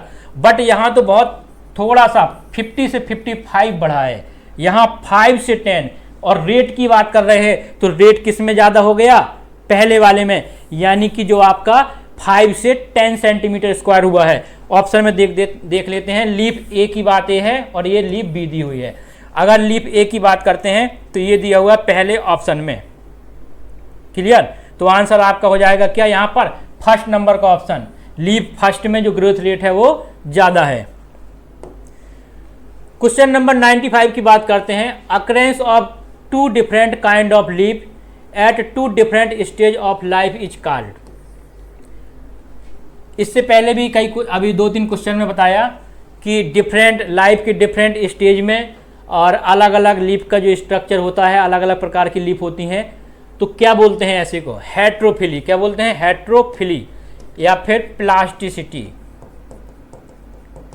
क्लियर। सेकंड नंबर का ऑप्शन आपका यहाँ पर करेक्ट हो जाएगा। हेट्रोफिली की बात की जाए तो कहाँ पर होती है, कॉटन, कोरिएंडर, लार्सपर और बटरकप। कॉटन, कोरिएंडर और लार्सपर में होता है ड्यू टू लाइफ फेजेज, और बटरकप में ड्यू टू एनवायरनमेंट, यानी कि वाटर में अलग होगा स्ट्रक्चर लीफ का और टेरेस्ट्रियल में अलग होगा, किसमें, बटरकप में। तो आंसर आपका यहाँ पर सेकंड। क्वेश्चन नंबर 96 की बात करते हैं, ए बी सी को पहचानना है। अगर ए की बात की जाए तो ए है आपका इपिकोटाइल, और बी की बात की जाए तो ये है कॉटिलिडन, और सी की बात की जाए तो ये है हाइपोकोटाइल। ये ऐसे याद रखना है, जो कॉटिलिडन से नीचे उसको बोलेंगे हाइपोकोटाइल, जो कॉटिलिडन से ऊपर उसको बोलेंगे इपिकोटाइल। और कॉटिलिडन को तो याद रखना है कि ये क्या है, कॉटिलिडन। तो सबसे पहला है इपिकोटाइल, पहला हो गया, दूसरा है कॉटिलिडन और तीसरा है हाइपोकोटाइल, यानी ए इपिकोटाइल हो, बी कॉटिलिडन और सी हाइपोकोटाइल। आंसर आपका यहाँ पर पहले नंबर का ऑप्शन करेक्ट होगा। क्वेश्चन नंबर 97 की बात करते हैं। दिया है in given examples how many plants are heterosporous. बच्चों यहाँ पर आपसे पूछा गया कि कितने प्लांट्स हेटेरोस्पोरस होते हैं। सबसे पहले दिया गया है सिलेजनेला। अगर सिलेजनेला की बात की जाए तो ये मेंबर होता है टेरिडोफाइट्स का, और अगर टेरिडोफाइट्स की बात की जाए तो यहाँ पर ज़्यादातर कैसे होते हैं, होमोस्पोरस। बट यहाँ पर एक्सेप्शनली सिलेजनेला और साल्विनिया कैसे होते हैं, हेटेरोस्पोरस, यानी कि ये आपका हेटेरोस्पोरस होगा। अगर स्फेगनम की बात की जाए तो ये ब्रायोफाइट्स का मेंबर है और ये कैसा होता है, होमोस्पोरस। अगर सिट्रस और जिंको की बात की जाए तो दोनों के दोनों जिम्नोस्पर्म के हैं, और जिम्नोस्पर्म के मेंबर कैसे होते हैं, हेटेरोस्पोरस, यानी कि ये भी हेटेरोस्पोरस होगा और ये भी। अगर फर्न की बात की जाए तो ये आपका टेरिडोफाइट्स का मेंबर होता है और कैसा होता है, होमोस्पोरस। फ्यूनेरिया की बात की जाए तो ब्रायोफाइट्स का होता है, ये भी होमोस्पोरस होता है। साल्विनिया होता तो टेरिडोफाइट्स का है बट हेटेरोस्पोरस होता है। पाइनस किसका है, जिम्नोस्पर्म का, तो ये भी हेटेरोस्पोरस होगा। यानी कि यहाँ पर 1 2 3 4 और 5 ऐसे होंगे जो कैसे हैं, हेटेरोस्पोरस। ऑप्शन नंबर आपका यहाँ पर 4th करेक्ट हो जाएगा। क्वेश्चन नंबर 98 की बात करते हैं। In given examples how many are monoecious. पूछा गया है कितने यहाँ पर बाइसेक्सुअल होंगे। मोनोसियस को क्या बोलते हैं, बाइसेक्सुअल। मार्केंसिया दिया गया है। सबसे पहले अगर मार्केंसिया की बात की जाए तो यूनिसेक्सुअल होता है। कैसा होता है, यूनिसेक्सुअल। बोल देते हैं डायोसियस। पाइनस की बात की जाए तो ये होता है बाइसेक्सुअल, बोलते हैं क्या, मोनोसियस। और साइकस की बात की जाए तो ये भी डायोसियस होता है, कहते हैं क्या, यूनिसेक्सुअल। क्लियर। पूछा गया है कि मोनोसियस कितने होते हैं। एक और एग्जाम्पल है स्फेगनम। अगर इसकी बात की जाए तो ये भी बाइसेक्सुअल होता है। बाइसेक्सुअल मतलब मोनोसियस। क्लियर। अब पूछा गया है कि कितने यहां पर मोनोसियस होंगे। ये आपका डायोसियस है, ये नहीं होगा। ये आपका मोनोसियस होता है तो ये होगा आपका, यानी बाइसेक्सुअल होता है। ये डायोसियस है, ये नहीं होगा। और ये कैसा होता है, बाइसेक्सुअल मोनोसियस। यानी कि यहाँ पर आपके पास सिर्फ 2 एग्जाम्पल है, स्फेगनम और पाइनस, जो बाइसेक्सुअल होते हैं, मोनोसियस। 2 आंसर आपका करेक्ट हो जाएगा, 2nd नंबर का ऑप्शन। क्वेश्चन नंबर 99 की बात करते हैं। In given example how many animals are triploblastic with true coelom. कह रहे हैं कि ऐसे एनिमल्स इनमें से कितने हैं जो ट्रिप्लोब्लास्टिक हैं और उनके पास ट्रू सीलोम। ट्रिप्लोब्लास्टिक का मतलब है एक्टोडर्म होगा, एंडोडर्म होगा और मीजोडर्म भी होगा, और इसके साथ साथ मीजोडर्म से वहां पर सीलोम का फॉर्मेशन भी हो रहा होगा, यानी कि ट्रू सीलोम भी बने। तो देखते हैं एग्जाम्पल्स को। हिरुडिनेरिया की बात करें तो एनिलिडा का मेंबर है।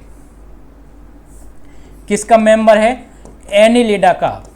और एनिलिडा के मेंबर में एक्टोडर्म, एंडोडर्म और मीजोडर्म पाई जाती है, और मीजोडर्म से सीलोम का फॉर्मेशन भी होता है, यानी कि ये ट्रिप्लोब्लास्टिक विथ ट्रू सीलोम होगा।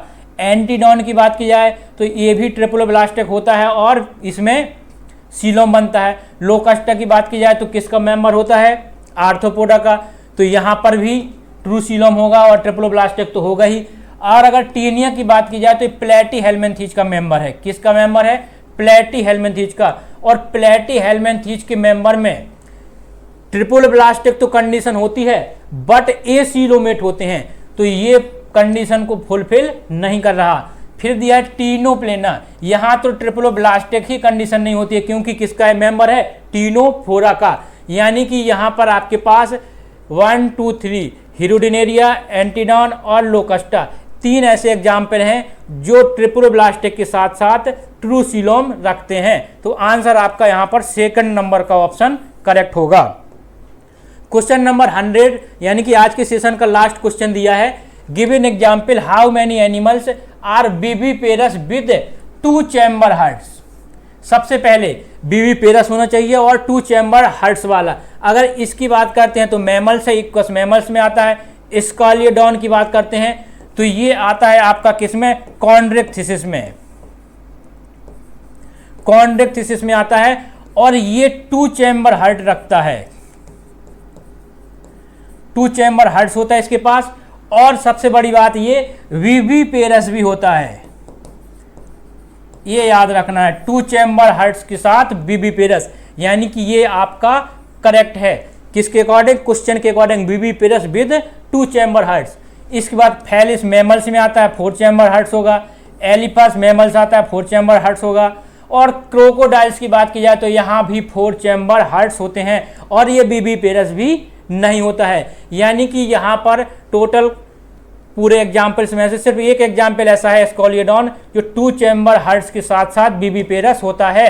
तो आंसर आपका यहाँ पर फर्स्ट हो जाएगा, पहले नंबर का ऑप्शन। तो बच्चों इसी के साथ आपका आज का सेशन यहीं पर समाप्त होता है। थैंक यू, धन्यवाद।